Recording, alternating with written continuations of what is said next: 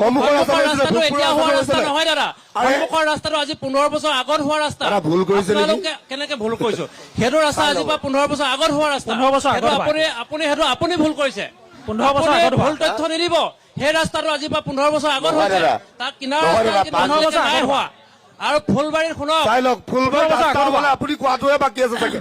মই এটা কথা অনুৰোধ জনাইছো, তথ্যটো আপুনি ভালকে লৈ ল'ব। আমাৰ যিজন মুখপাত্ৰ আছে তেখেতো ঘৰ ফুলবাৰীত, তেখেতে আপোনাক গোটেইখিনি ক'ব। মই এটা অনুৰোধ জনাইছো মুখপাত্ৰগৰাকীৰ ভাষ্যটো লৈ লওঁ। মই এটা তেখেতক প্ৰশ্ন কৰিব বিচাৰিছো, তালুকদাৰ চাহাব আপুনি কওক, কুৱাডঙৰ পৰা চিলনীবাৰী আজি তাৰিখত মটৰচাইকেল চলাই যাব পাৰে নে নোৱাৰে? কওক, আজি কুৱাডঙৰ পৰা চিলনীবাৰী বজালে মটৰচাইকেল চলাই যাব পাৰে নে নোৱাৰে? দাদা ফটা ঢোল কোবালে নহ'ব, চাব লাগিব। আজি চাই যাওক, আজি এখন মটৰচাইকেল চলাই যাব নোৱাৰা এইটো পৰিৱেশ। দাদা মোৰ ঘৰ চিলনীবাৰী ষ্টেচনৰ ওচৰত, কুৱাডাঙাই দি আপুনি সোমাই যাব, সেইটো ৰাস্তা পকা হোৱা নাই। কোনখন আছিলে বিজেপিৰ দিনত হৈছিলে? বিজেপিৰ দিনত ব্লক দুখনমান পাৰি আপোনালোকে থৈ দিলে। তাৰ আগৰ যোনখিনি ৰাস্তা আছিলে 100 মিটাৰ, তাৰ আগৰ যোনটো ৰাস্তা আছিলে কংগ্ৰেছৰ দিনত বনাই থৈ যোৱা ৰাস্তা। ডাঙৰীয়া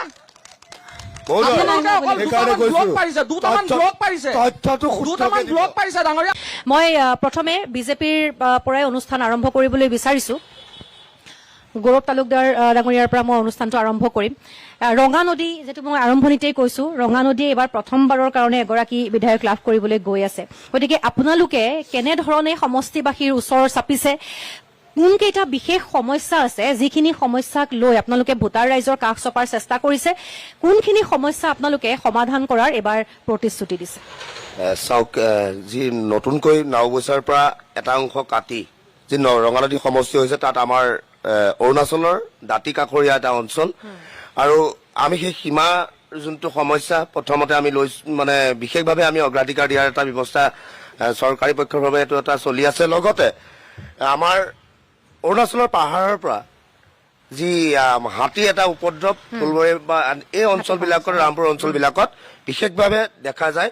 তাৰ কাৰণেও আমি ঝাটকা লাইনৰ পৰা আদি কৰি গোটেই ব্যৱস্থাখিনি আমি ইতিমধ্যে আৰম্ভ হৈছে কৰি আছো। আৰু সীমা অঞ্চলত যিখিনি বাট পথৰ সমস্যা, আপুনি যদি ৰামপুৰৰ নিচিনা অঞ্চললৈ যায়, তাতো দলং বনি আছে, বা এই ৰাস্তা ঘাটৰ সমস্যাখিনি যি আগৰ যোনজন MLA আছিলে, আপুনি কংগ্ৰেছৰ পৰা জিকি গৈছে, যোৱা 3 বছৰ তেওঁকতো কোনেও নেদেখিলে।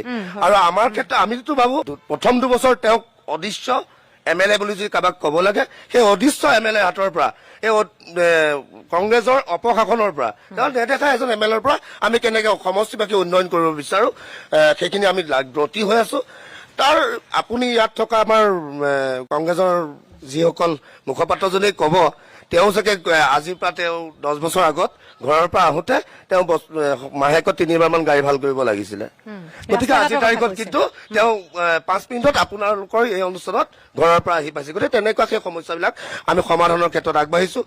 অসমৰ সৰ্বকালৰ সৰ্বশ্ৰেষ্ঠ মুখ্যমন্ত্ৰীগৰাকীয়ে এই ক্ষেত্ৰত আমাক যথেষ্ট সহায় দিছে। আমাৰ যোনজন সাংসদ, অতি কৰ্মপটু কৰ্মদক্ষ সাংসদ গৰাকীয়ে এইখিনি চাই আছে, নহলেতো অদৃশ্য বিধায়কজনৰ পৰা আমি একোৱেই নাপালো। ঠিক আছে, কংগ্ৰেছৰ মুখপাত্ৰগৰাকীৰ ওচৰলৈ আহিবলৈ বিচাৰিছো মই, অৰুণ শইকীয়াৰ ওচৰলৈ। কংগ্ৰেছৰ বিধায়কগৰাকীয়ে বিগত সময়ছোৱাত কোনো ধৰণৰ কাম নাই কৰা বুলি এটা অভিযোগ আহিছে। উন্নয়ন যদি লাগে তেনেহলে বিজেপিৰ পক্ষত ৰাইজ থাকিব লাগিব বুলি কৈছে। আপোনালোকে এইবাৰ কেনেধৰণৰ প্ৰতিশ্ৰুতি লৈ ভোটাৰ ৰাইজৰ কাষ চাপিছে? আমি প্ৰথম কথা, আমাৰ অসমৰ ৰাইজৰ হৈ আমি এটা ন্যায় বিচাৰিছো, সেইটো হৈছে আমাৰ অসমৰ হিয়াৰ আমঠু জুবিন গাৰ্গদেৱৰ আমি ন্যায়। দ্বিতীয় কথা, আমি বিচাৰিছো যে আমাৰ ফুলবাৰী, ৰামপুৰ বগীবিলকে ধৰি ৰঙা নদীৰ যি ভিতৰুৱা অঞ্চল, ইয়াত খিলিঞ্জীয়াসকলৰ ম্যাদী বঁটা কথাটো আমি বিচাৰিছো। কাৰণ এতিয়া খিলিঞ্জীয়ালোকে কোনো ম্যাদী বঁটা পোৱাৰ ব্যৱস্থা হোৱা নাই, আৰু যিসকলৰ মাটিৰ খাজানা 100 গুণতকৈ অধিক বৃদ্ধি হৈছে। আজি আমি যদি মেডিকেলৰ উন্নয়নৰ কথা যদি বিজেপিয়ে কয়, তেতিয়াহ'লে আমি এটা লেংটা ঘৰ দেখো, ইনফ্ৰাষ্ট্ৰাকচাৰ নাই। আমি এটা পেচেণ্ট নিলে লখিমপুৰ যদি চিকিৎসালয়লৈ নিওঁ, লগে লগে ডিব্ৰুগড়লৈ ৰেফাৰ কৰে।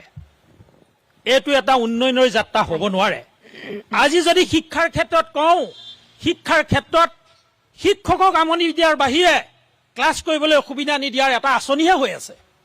উপযুক্ত শিক্ষাৰ অভাৱে ঘটিছে। আৰু যদি বিধায়কৰ কথা কৈছে উপৰোক্ত বক্তাজনে, আজি তেখেতে নিশ্চয় তেখেতো মেডিকেলত থাকে।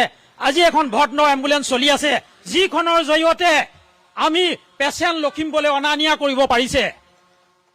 আজি বিজু স্বৰূপৰ নামত বীৰ যিজন জোৱান মৃত্যু হৈছিল, তেখেতৰ নামত এতিয়াও এখন গেট তাত প্ৰতিষ্ঠিত হৈছিল ভটনৰ দ্বাৰা।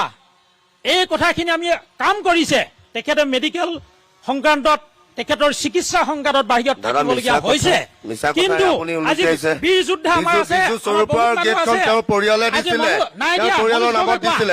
কওক মনোজ গগৈ আছে,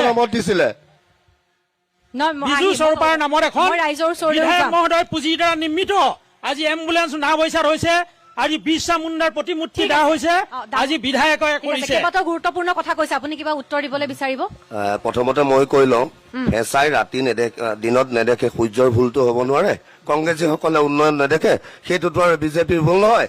তেওঁলোকৰ কাৰ হেৰিয়ত প্ৰৰোচনাত পৰি চকু মুদা কুলিৰ ভাৰ হৈছে সেইটো নাজানো। মই এই মুখপাত্ৰগৰাকীক ৰাজহুৱাভাৱে কেইটামান প্ৰশ্ন সুধিব বিচাৰিছো। যোৱা কাৰ্যকালত MLA গৰাকী কোনকেইটা ফাণ্ড নাওবৈচাত দিয়া হ'ল আপুনি ৰাজহুৱা কৰিব পাৰিবনে? আপোনাক সুধিছো, আপুনি যে কৈছে যে ইনফ্ৰাষ্ট্ৰাকচাৰ একো নেদেখো, নাওবৈচা মেডিকেল লখিমপুৰ মেডিকেলত আপোনালোকে গ'লে আজিকালি একো নাপায় নে?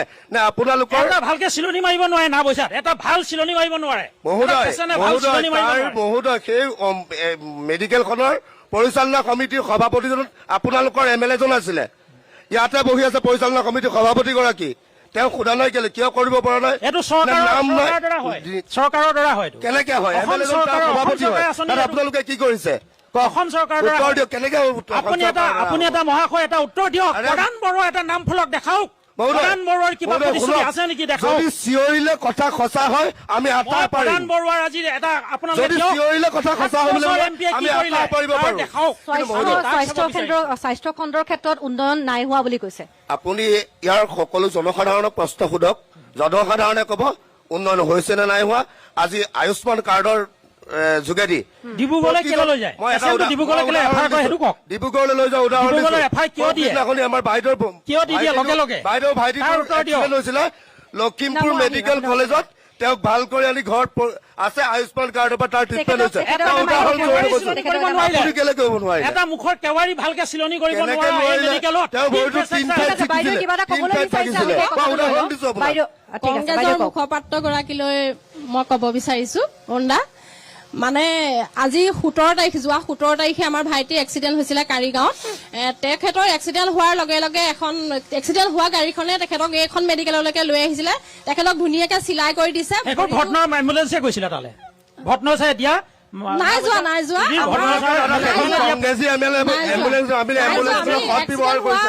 ক'বলৈ দিয়ক। এক্সিডেণ্ট হোৱা গাড়ীখনতে আমি লৈ আহিছিলো। তাৰপিছত ইয়াত ধুনীয়াকে চিলাই কৰি দিছে। ভৰিটো টুকুৰা 3 টুকুৰা মান হৈ গ'ল, এনেকে ঘূৰাই দিব পাৰিছিলে। তেতিয়া আমি লগে লগে লখিমপুৰলৈ লৈ গলো। লখিমপুৰত ধুনীয়াকে অল ট্ৰিটমেণ্ট আমি লখিমপুৰতে কৰিছো। গুৱাহাটী বা ডিব্ৰুগড়লৈ যাবলগীয়া হোৱা নাই, লখিমপুৰতে কৰিছো। সৰু কথা, মঞ্জিল শইকীয়াখিনত ইয়াত কেওৱাইটা ফালিছিলে, ইয়াত কিন্তু কোনো চিলাব নোৱাৰিলে। আমি লখিমপুৰ নকব বাইদেউ, এইটো কংগ্ৰেছ বিজেপি নহয়,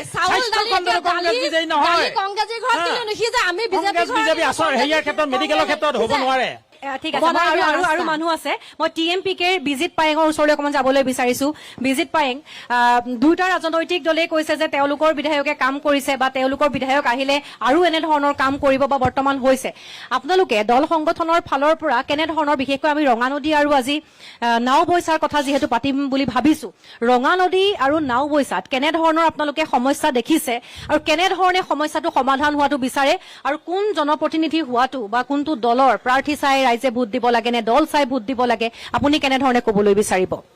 আমি প্ৰথমে সকলো ৰাইজকে আমি জনাব বিচাৰিছো, ইয়াতে আমি কাকো বিজেপি দল আমাৰ কাৰণে চিৰমিত্ৰও নহয়, কংগ্ৰেছ দল চিৰশত্ৰুও নহয়। কথাটো হ'ল জাতিটোৰ বৃহৎ স্বাৰ্থৰ কাৰণে বা অঞ্চলটোৰ গ্ৰামাঞ্চলৰ উন্নয়নৰ কথা, স্বাস্থ্য খণ্ডৰ কথা, শিক্ষা ব্যৱস্থাৰ যদি উন্নত মানদণ্ডৰ মূল্যবোধৰ শিক্ষা কথা বতৰা যদি বা তেওঁলোকে চৰকাৰখনে কাম কাজ কৰিছে, তেতিয়া আমি তাৰ পক্ষত আছো। প্ৰথম কথাটো হ'ল, অলপ আগতে কংগ্ৰেছৰ মুখপাত্ৰগৰাকীয়ে কৈ গ'ল ভৰতনন্দ ডাঙৰীয়া আমি যদি ক'ৰবাত মিচিং জনগোষ্ঠীটোৱে এনেকুৱা খোপা দিলা এজন যদি মানে বিধায়ক যদি পাইছো তেওঁৱে হ'ল ভৰত নৰহ। খোপা দিলা এজন অপৰিপক্ষ ৰাজনৈতিক নেতা বুলিয়ে কৈছো। তেওঁ এজন খোপা দিলা নেতাৰ কাৰণে আজি নাওবৈচাৰ ৰাইজে জীয়াটো ভুগিছে। বানপানীৰ সময়ত তেওঁ নাওবৈচাবাসীৰ লগত নাথাকি লণ্ডনত গৈ থাকে। তেনে ক্ষেত্ৰত আমি চাইছো আমি এটা কথা কৈ আছো বাৰে বাৰে, মই যিহেতু মিচিং জাতিটোক প্ৰতিনিধিত্ব কৰি আজি ইয়ালৈ আহিছো। স্বাধীনোত্তৰ কালৰ পৰা অড' মিচিং ছাত্ৰ সন্থাই সংগ্ৰাম কৰাৰ পিছত কংগ্ৰেছ চৰকাৰখিনিয়ে 100 দিনে চৰকাৰক শাসনৰ বাকজৰীত থকা সময়খিনিত কোনোদিনাখন মিচিং জাতীয় সত্তাটোক কোনোদিনাখন তেওঁলোকে গুৰুত্ব নিদিলে। তাৰ লগে লগে আমি সেইকাৰণে কৈছো, যোনে ভাল কাম কৰিছে কোনোবা বেয়া কাম কৰিছে তাক আমি স্পষ্টকে ক'ব বিচাৰিছো। কংগ্ৰেছে স্বাধীনোত্তৰ কালৰ পৰা মিচিং জনগোষ্ঠীটোক কেৱল মাত্ৰ খুটা কম্বলৰ ৰাজনীতিয়ে কৰি আহিছে। আৰু কংগ্ৰেছৰ নেতৃত্বসকলক কৈছো, তেওঁলোকে এচাৰা কটা ক'ত চিনি নাপায়। প্ৰথম কথা, তেওঁলোকে সেইকাৰণে উন্নয়ন তেওঁলোকে ভোট বেংকৰ ৰাজনীতি কৰি থাকে, তাৰ বাহিৰে তেওঁলোকে কাম কাজ নকৰে। ঠিক আছে, বিজিত বৰ্তমান ভাই, মই সময়ত আকৌ আমি আহিম। টিএমপিকে আন্দোলন কৰাৰ পিছত নামনি অংশৰ প্ৰটেকশ্যনৰ কথা বতৰা কৈ আহিছিলো, কিন্তু কংগ্ৰেছ চৰকাৰখনে কোনো দিনাখন গুৰুত্ব আৰোপ নকৰিলে। বিজেপি চৰকাৰখনক আন্দোলন কৰাৰ পিছত 200 কোটিৰো অধিক পইচা 200 কোটিৰো মানে অধিক এটা কথা পুঁজি আনি স্পষ্ট হৈছে যে বিজ্ঞানসন্মতভাৱে গৰাখহনীয়াৰ বিজেপি কাম কাজ কৰা চৰকাৰৰ দিনত আপোনালোকৰ জনগোষ্ঠীৰ নহয়, কাৰণে কাম হৈছে বুলি কাম আপুনি ভাবে? অলপ হৈছে আৰু বাকীখিনি কৰিবৰ কাৰণে এই মঞ্চৰ পৰা আমি দাবী উত্থাপন কৰিছো। মই চাহ জনজাতিৰ ছাত্ৰ সন্থাৰ অভিষেক সোণা যিহেতু আমাৰ লগত আছে, মিচিং জনগোষ্ঠীৰ কথা অলপ যিহেতু চুই গ'ল, তেওঁ উল্লেখ কৰিছে এইখিনি কথা। আপোনালোকৰ চাহ জনজাতিৰ ছাত্ৰ সন্থা চাহ জনজাতিটোৰ কাৰণে কোনখন চৰকাৰে আচলতে বেছিকৈ চিন্তা কৰিছে বুলি আপোনালোকে ভাবিছে? এতিয়া মাটিৰ পট্টা যিহেতু ইতিমধ্যে দিছে, গতিকে সেই কথাটোৱে এটা বিজেপি চৰকাৰৰ বাবে এটা খুব ডাঙৰ প্লাছ পইণ্ট আচলতে তেওঁলোকক আনি দিছে। গতিকে এইবাৰ আপোনালোকে কাৰ পক্ষত থাকিব, জনাদেশ কোনফালে যাব বুলি ভাবে? আমি শুনিছো যে বিজেপি চৰকাৰখনে চাহ জনগোষ্ঠীৰ লোকসকলৰ কাৰণে মাটিৰ পট্টাৰ কাৰণে তেওঁলোকে এটা পদক্ষেপ গ্ৰহণ কৰিছে। হয়, সঁচা কথা। তাৰ কাৰণে আমি বিজেপি চৰকাৰক আমি ধন্যবাদ দিছো। লগে লগে আমি সেই বিজেপি চৰকাৰলৈ আমি অনুৰোধ জনাইছো যে যোৱা 70 বছৰ যেতিয়া কংগ্ৰেছ আছিল আৰু কংগ্ৰেছৰ সময়ছোৱাত আমি আন্দোলন কৰিছিলো চাহ শ্ৰমিকৰ মজুৰিৰ কাৰণে, 350 টকাৰ কাৰণে আমি মজুৰিৰ কাৰণে আমি আন্দোলন কৰিছিলো। আৰু যেতিয়া আমাৰ আন্দোলন সফল নহল, চাহ শ্ৰমিকক সেই মজুৰি প্ৰদান কৰা নহল, তাৰ পাছত আমি সম্পূৰ্ণৰূপে শিপাৰ পৰা একেবাৰে কংগ্ৰেছক আমি অসমৰ পৰা নাইকিয়া কৰিলো। আমি শাসনত আনিছিলো বিজেপি চৰকাৰখনক। আৰু 2014 চনৰ পৰা যেতিয়া বিজেপি চৰকাৰত বহিল, তেওঁলোকে যেতিয়া তেওঁলোকৰ ইলেকশ্যন মেনিফেষ্টেশ্যন যেতিয়া পাব্লিছ কৰিছিল, তেতিয়া তেওঁলোকৰ মুখ্য কিছুমান বিষয়বস্তুবিলাক তেওঁলোকে উপস্থাপন কৰিছিল, যেনে চাহ শ্ৰমিকৰ মজুৰি বৃদ্ধি কৰা, চাহ জনগোষ্ঠীক জনজাতিকৰণ প্ৰদান কৰা আৰু চাহ শ্ৰমিকৰ মাটিৰ পট্টা দিয়া, এনেকুৱা বহু কথাখিনি তেওঁলোকে কৰিছিল। কিন্তু আজিৰ তাৰিখত সেইখিনি কেৱল কথাহে হৈ আছে। আজিৰ তাৰিখত মাটিৰ পট্টা ঘোষণা কৰা হৈছে, কিন্তু এই সময়ছোৱালৈকে মাটিৰ পট্টা কিন্তু কোনো শ্ৰমিকৰ হাতত নাই। তেওঁ গুৰুত্বপূৰ্ণ দুটা প্ৰসংগ উত্থাপন আৰু লগতে আৰু এটা কথা ক'ব, আকৌ আহিম। সমস্যা বহুতখিনি আছে, ইমান মানে অলপ সময়ৰ ভিতৰতেতো কৈ দিব পৰা নাযায়। মই আকৌ আপোনাৰ ওচৰলৈ আহিম, সময় দিম। ভূমি পট্টাৰ প্ৰসংগটো তেখেতে উত্থাপন কৰিছে আৰু লগতে জনজাতিকৰণৰ প্ৰসংগটো উত্থাপন কৰিছে। মই সেইখিনি কথা বিজেপিৰ মুখপাত্ৰগৰাকীৰ পৰা জনাৰ চেষ্টা কৰিম, কিন্তু এটা মোৰ বিৰতিৰ সময় হৈছে। বিৰতিৰ পাছত মই ৰাইজৰ ওচৰলৈ যোৱাৰ চেষ্টা কৰিম। বিশেষকৈ ৰাইজ এবাৰ কাৰ পক্ষত থাকিব, নাওবৈচা আৰু বিশেষকৈ ৰঙানদীত তেওঁলোকে কেনেধৰণৰ এবাৰ এগৰাকী প্ৰাৰ্থীৰ সন্ধানত আছে, যিগৰাকী প্ৰাৰ্থীয়ে তেওঁলোকৰ সমস্যাখিনি সমাধান কৰিব পাৰিব। সেই সমস্যাসমূহৰ কথা শুনিবৰ বাবে মই তেওঁলোকৰ ওচৰলৈ যোৱাৰ চেষ্টা কৰিম। এটা বিৰতি লৈ লৈছো।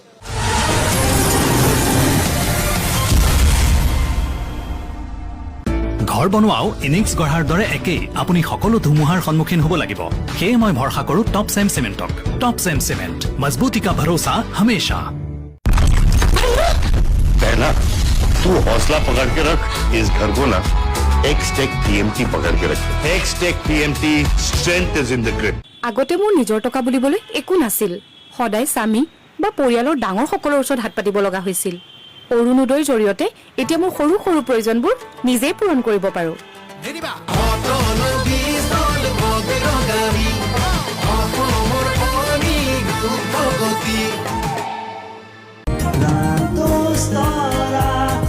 প্ৰিমিয়াম ময়দাৰ পৰা তৈয়াৰ প্ৰটিন, আইৰণ আৰু ফাইবাৰেৰে সমৃদ্ধ প্ৰাণটোষ্ট। প্ৰাণটোষ্টৰ আকৰ্ষণত সকলো চাপি আহে। এই চহৰখনতো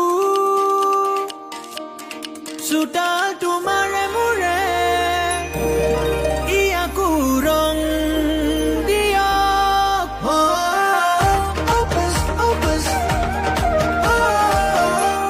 Birla Opus Paints.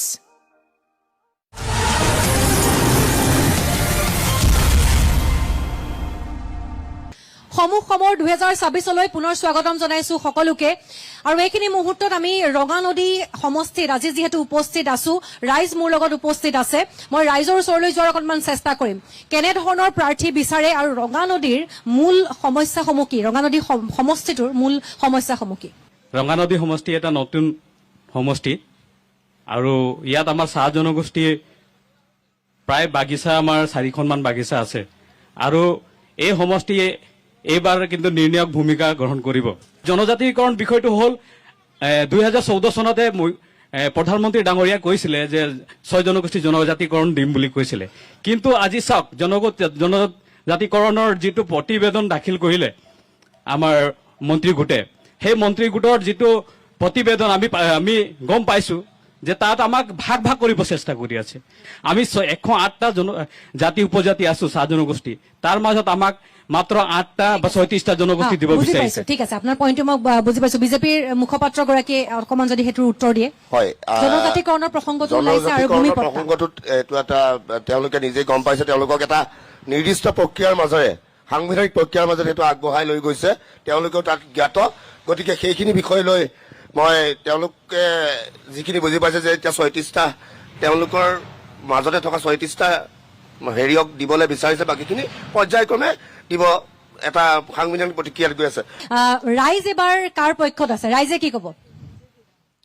কাৰ পক্ষত আছে? আমি বিজেপি পক্ষত আছো। হয়, ইমানখিনি উন্নতি কৰিছে, মহিলাসকলক উদ্যমিতা দিছে, আজিলৈকে আমি কাৰো পৰাই এইটো পোৱা নাছিলো। কেনেকুৱা ধৰণৰ সুবিধা? সুবিধা মানে বহুত। মই নিজে ক'ব পাৰো, মোক যেতিয়া ইণ্টাৰভিউ দিওঁ, মোক কোনো ইণ্টাৰভিউত হৰুৱাব পৰা নাছিলে, তেতিয়া ঘোচ লাগে। মোৰ তেতিয়া ৱেইট আছিলে 32 কেজি। মই তেতিয়া কৈছিলো মই খুচুৰা পইচা দিম, আৰু সেইকাৰণে মই আজিলৈকে চাকৰি এটা নাপালো। এতিয়া পালোহেঁতেন, নিকা নিযুক্তি হৈছে, এতিয়া পালোহেঁতেন, মই নিজে প্ৰত্যক্ষ প্ৰমাণ। কিন্তু এতিয়া আমাৰ বয়স নাই আৰু সকলো পিনে উন্নতি কৰিছে বিজেপি চৰকাৰে। বিজেপি আমি সম্পূৰ্ণ বিজেপি। উন্নয়ন হৈছে, নিকা নিযুক্তিৰ প্ৰসংগটো উত্থাপন কৰিছে আৰু তেওঁলোকে বিজেপি চৰকাৰকে বিচাৰো বুলি কৈছে। আজি 200 বছৰ পাৰ হৈ গ'ল আমাৰ যি চাহ জনগোষ্ঠী কি দি আছে। আগৰ পৰা ব্ৰিটিছৰ ঘৰ এতিয়াও আছে, কংগ্ৰেছে হওক বা বিজেপি হওক, আগতে কিবা ঘৰ আই ঘৰবিলাক আছে, সেইটোৱে আছে। নতুন কি দিব পাৰিছে? আমি শুনিছো বাগানত, আমি নিজে ছাৰ্ভে কৰিছো, আমি চাইছো এতিয়াও গোটেই 100% হোৱা নাই। তাৰে ভিতৰত 20%, 30% মানুহেহে এতিয়া ম্যাদী পাট্টা পাবলৈ আবেদনহে কৰিছে। আমি ভাবি আছো যেতিয়া মুখ্যমন্ত্ৰী ডাঙৰীয়া আমাক ক'লে আপোনালোকক ম্যাদী পাট্টা দিয়া হ'ব, আমি বগানৰ মানুহ সকলোৱে আনন্দিত যে ম্যাদী পাট্টা পাম।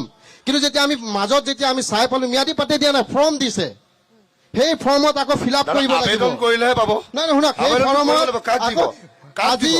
আজি 200 বছৰ হৈ গ'ল, শুনক 200 বছৰ হৈ গ'ল। ট্ৰাইবেল বেল্ট ব্লক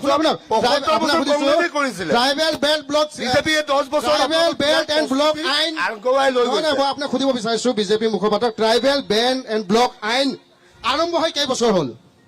তাৰ আগৰ পৰাই চাহ জনগোষ্ঠী আছে। ট্ৰাইবেল এণ্ড বল ব্লকৰ মাটিৰ পট্টা দিয়াৰ ব্যৱস্থা, এই ব্যৱস্থা আমি বহুত যুগৰ কংগ্ৰেছৰ পৰা আমি কংগ্ৰেছীসকলে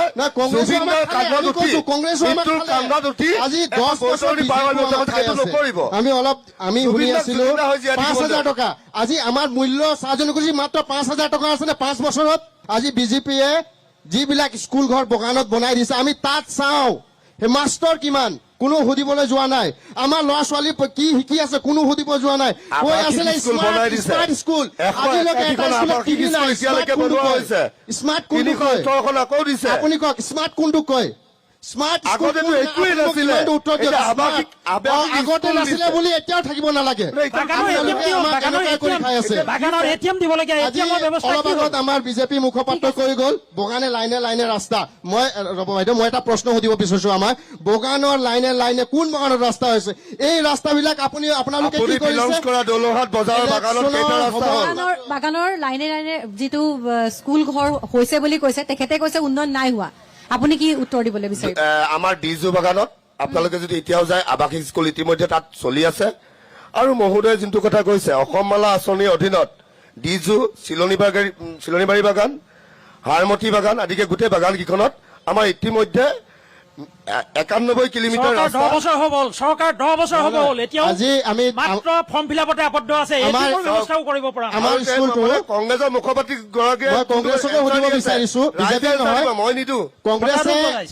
কংগ্ৰেছে ইমান দিন ৰাজত্ব কৰিলে, মই কংগ্ৰেছকো সুধিব বিচাৰো কি কৰিলে চাহ জনগোষ্ঠীৰ কাৰণে? কংগ্ৰেছে এটাই কাম কৰিছে যে শিক্ষাৰ ক্ষেত্ৰত আদিবাসীসকলৰ যথেষ্ট উন্নয়নৰ যাত্ৰাত দিছে। এটা আৰু উদাহৰণ ৰাস্তা-পদূলিৰ লাগে। ক্ষেত্ৰত যি ৰাজহুৱাভাৱে জৰাজীৰ্ণ এটা অৱস্থা উদাহৰণ আছিলে, বিচাৰিছো। এই জৰাজীৰ্ণ অৱস্থাটো কিন্তু কংগ্ৰেছৰ ৰাজহুৱাভাৱে এটা উদাহৰণ অধীনত বিচাৰিছো। আহিছে। মই ৰাজহুৱাভাৱে কৈছো, আজি যি ডিজুত আৱাসিক আজি স্কুল যি খুলিলে। মানুহ ওলাই আহিছে, আজি আপুনি কংগ্ৰেছৰ এটা ৰাজহুৱা আদিবাসী উদাহৰণ ছাত্ৰ দিয়ক। সন্থাৰ পৰা ধৰিলে সকলো ওলাই আহিছে। কংগ্ৰেছৰ কাৰণে এই এৱাৰনেছটো আহিছে। এটা এই উদাহৰণ। এৱাৰনেছৰ কাৰণে আজি মান মাতিছে। আজি বিজেপিয়ে ফটা ঢোল কোবাই এই ফৰ্ম ফিলাপতে আবদ্ধ আছে। আপুনি ক'লে কংগ্ৰেছৰ দিনত শিক্ষাৰ ক্ষেত্ৰত বহুত উন্নতি হৈছে। কি উন্নতি হৈছে? যথেষ্ট স্কুল ঘৰৰ পৰা ধৰিলে যথেষ্ট উন্নতি হ'ল। চাহ জনজাতিৰ কাৰণে আপোনালোকে উন্নয়ন শিক্ষাৰ আজি ক্ষেত্ৰত কংগ্ৰেছৰ উন্নয়ন হৈছে বুলি কৈছে। উন্নয়নৰ এটা উদাহৰণ নাম দিয়ক। সলাই মাত্ৰ আঁচনি উন্নয়ন বদলি কাক কয় শুনক। দাদা, উন্নয়ন কংগ্ৰেছৰ কাক উদাহৰণ কয়? দিয়ক। আমাৰ এই মহিলাসকলক সোধক। উদ্যমিতা আঁচনি দিছে, 40,000 উদ্যমিতা আঁচনি দিছে। সেই নিবনুৱা আঁচনি সংস্থাপনৰ কাৰণে একো কৰা নিবনুৱা নাই। সংস্থাপনৰ কাৰণে এই চলিছে। সংস্থাপন নহয় নেকি দাদা? সংস্থাপন নহয়। উদ্যমিতা আঁচনিটো সংস্থাপন একেলগতে নহয় নেকি? নিবনুৱা এইটো সমস্যা নিবনুৱা সমাধান সংস্থাপন কৰিব নহয়। নোৱাৰাৰ এইটো কাৰণে নিবনুৱা সৰু সংস্থাপন সৰু নহয়। উদ্যোগ স্থাপন কৰি যাতে সংস্থাপন হ'লে মহিলাসকল ক্ষুদ্ৰ উদ্যোগ স্বাৱলম্বী হ'ব হ'ব পাৰে, তাৰ কাৰণে 1,65,000 অকণমান চেষ্টা কৰিছে। সংস্থানমুখী নহয় এইটো। ইতিমধ্যে অৰুণোদয় 1,65,000 আঁচনিৰ চাকৰি জৰিয়তে নিকা নিযুক্তি এইটো দিছে। এতিয়া কৰ্মসংস্থানমুখী আঁচনি নহয়। এইটো মাত্ৰ ফটা ঢোল বুজোৱা। আমি মানুহক এলেহুৱাহে কৰিছে, চৰকাৰে এলেহুৱা কৰিছে। কৰ্মসংস্থান আঁচনি নাই, বাইদেউ আছে, কোনো উদ্যোগ নাই, ক্ষুদ্ৰ উদ্যোগ উন্নয়নৰ নাই। কাৰণে আপোনালোকে কাক বিচাৰে? এই যিখিনি কথা বতৰা চলি আছে, আপোনালোকে কোনফালে আছে? বিজেপি। একেমুখে কৈছে দাদা। এটা কথা চিঞৰিলে যদি সকলো কথা সঁচা হয়, তেতিয়া উদ্যোগৰ চিঞৰিব ব্যৱস্থা হোৱা নাই আজিলৈকে। আমিও পাৰো। কাৰণ উদ্যমিতা আঁচনিৰ কোনো সংস্থাপনৰ ব্যৱস্থা হোৱা জৰিয়তে নাই। সকলোকে একেলগে কৰ্মসংস্থান আঁচনি নহয়। মই প্ৰথমতে কৈছো। সেইকাৰণে এছআই দিনত নেদেখে, সমস্যা সমাধান সূৰ্যৰ ভূমি নহয়। দাদা। সৰু কোনো নিবনুৱা উদ্যোগ সমস্যা স্থাপন কৰি সমাধান যাতে নহয়। দিনত নেদেখাটো মহিলাসকলে সূৰ্যৰ স্বাৱলম্বী ভূমি কৰিব নহয়। পাৰে। অসমত 5খন ৰাজ্যৰ ভিতৰত হাজাৰ কৰিছিলে। হাজাৰ মহিলাক সংস্থাপিত অসমত কৰিব 5খন পাৰে। ৰাজ্যৰ তাৰ কাৰণে এছআই দিনত চেষ্টা কৰিছে। নেদেখাটো সূৰ্যৰ ভূমি অৰুণোদয়ৰ নহয়। জৰিয়তে যাতে সকলোৱে আমাৰ গ্ৰাম্যাঞ্চলত বসবাস কৰা আমি প্ৰশ্ন মহিলাসকলে তুলিছো। যাতে আজি অসমখন 24 একাউণ্ট নম্বৰত কিয়? নিজৰ সাঁচতীয়া আমি আজি টকাসমূহ প্ৰশ্ন যাতে জমা তুলিছো। কৰিব পাৰে। অসমখন 24 নম্বৰত কিয়? একাউণ্টসমূহ চলাই থাকিব অসম পাৰে। 5খন তাৰ ৰাজ্যৰ ভিতৰত কাৰণে থাকিম বুলি কৈছিলে। কংগ্ৰেছ চৰকাৰে কি অসমখন কৰিলে? 24 আজি নম্বৰত কিয়? 5 বছৰে আপোনালোকৰ কংগ্ৰেছৰ অসমখন প্ৰধান 24 নম্বৰত কিয়? আমি দেখা দাদা, আজি নাপালো। নিউজ কিয় চাইছে? 24 নহয়? 5খন ৰাজ্যৰ ভিতৰত দাদা, অসমখন বুলি কয়। অসম যোৱা 10 বছৰ আগত ভাৰতৰ ভিতৰত 6% বিৰোধত আছে, আজি 54% বিধায়কগৰাকী ইয়াত নিউজ চাব দাদা। বাইদেউ কিবা এটা ক'ব খুজিছে। অলপ বাতৰি চাব। কংগ্ৰেছৰ মানুহ 900 কোটি টকা আকৌ ধাৰ ল'ব, কি হ'ব? তেওঁ সুধিছো আকৌ মই 900 কোটি টকা ধাৰ। আপোনাৰ বাইদেউৰ প্ৰশ্নটো শুনি লওক। মই উদ্যমিতা আঁচনিৰ জৰিয়তে 10,000 টকা পাই তাতকৈ আগৰ পৰা লকডাউনৰ পিছৰ পৰা মোৰ যিটো অৱস্থা হৈছিল চলিবলৈ, মই মুখ্যমন্ত্ৰী মহোদয়ক ধন্যবাদ দিছো। মই নিজে ঘৰত ধূপ বনাই ঘৰে 900 কোটি টকা ধাৰ লৈ দিছে।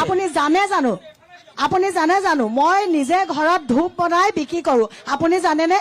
আপোনালোকে এইবাৰ ৰঙানদীত কি বিচাৰিছে? কিবা পৰিৱৰ্তন বিচাৰিছে নে আন কিবা আশা আছে? বিজেপিৰ মুখপাত্ৰজনে যিখিনি কথা কৈ আছে, এইখিনি প্ৰচাৰমুখী উন্নয়ন। মই যিখন পঞ্চায়তৰ পৰা বিলংছ কৰো, তাত এখন বাগান আছে আৰু তেখেতে কৈছে বাগানত ৰাস্তা হৈছে।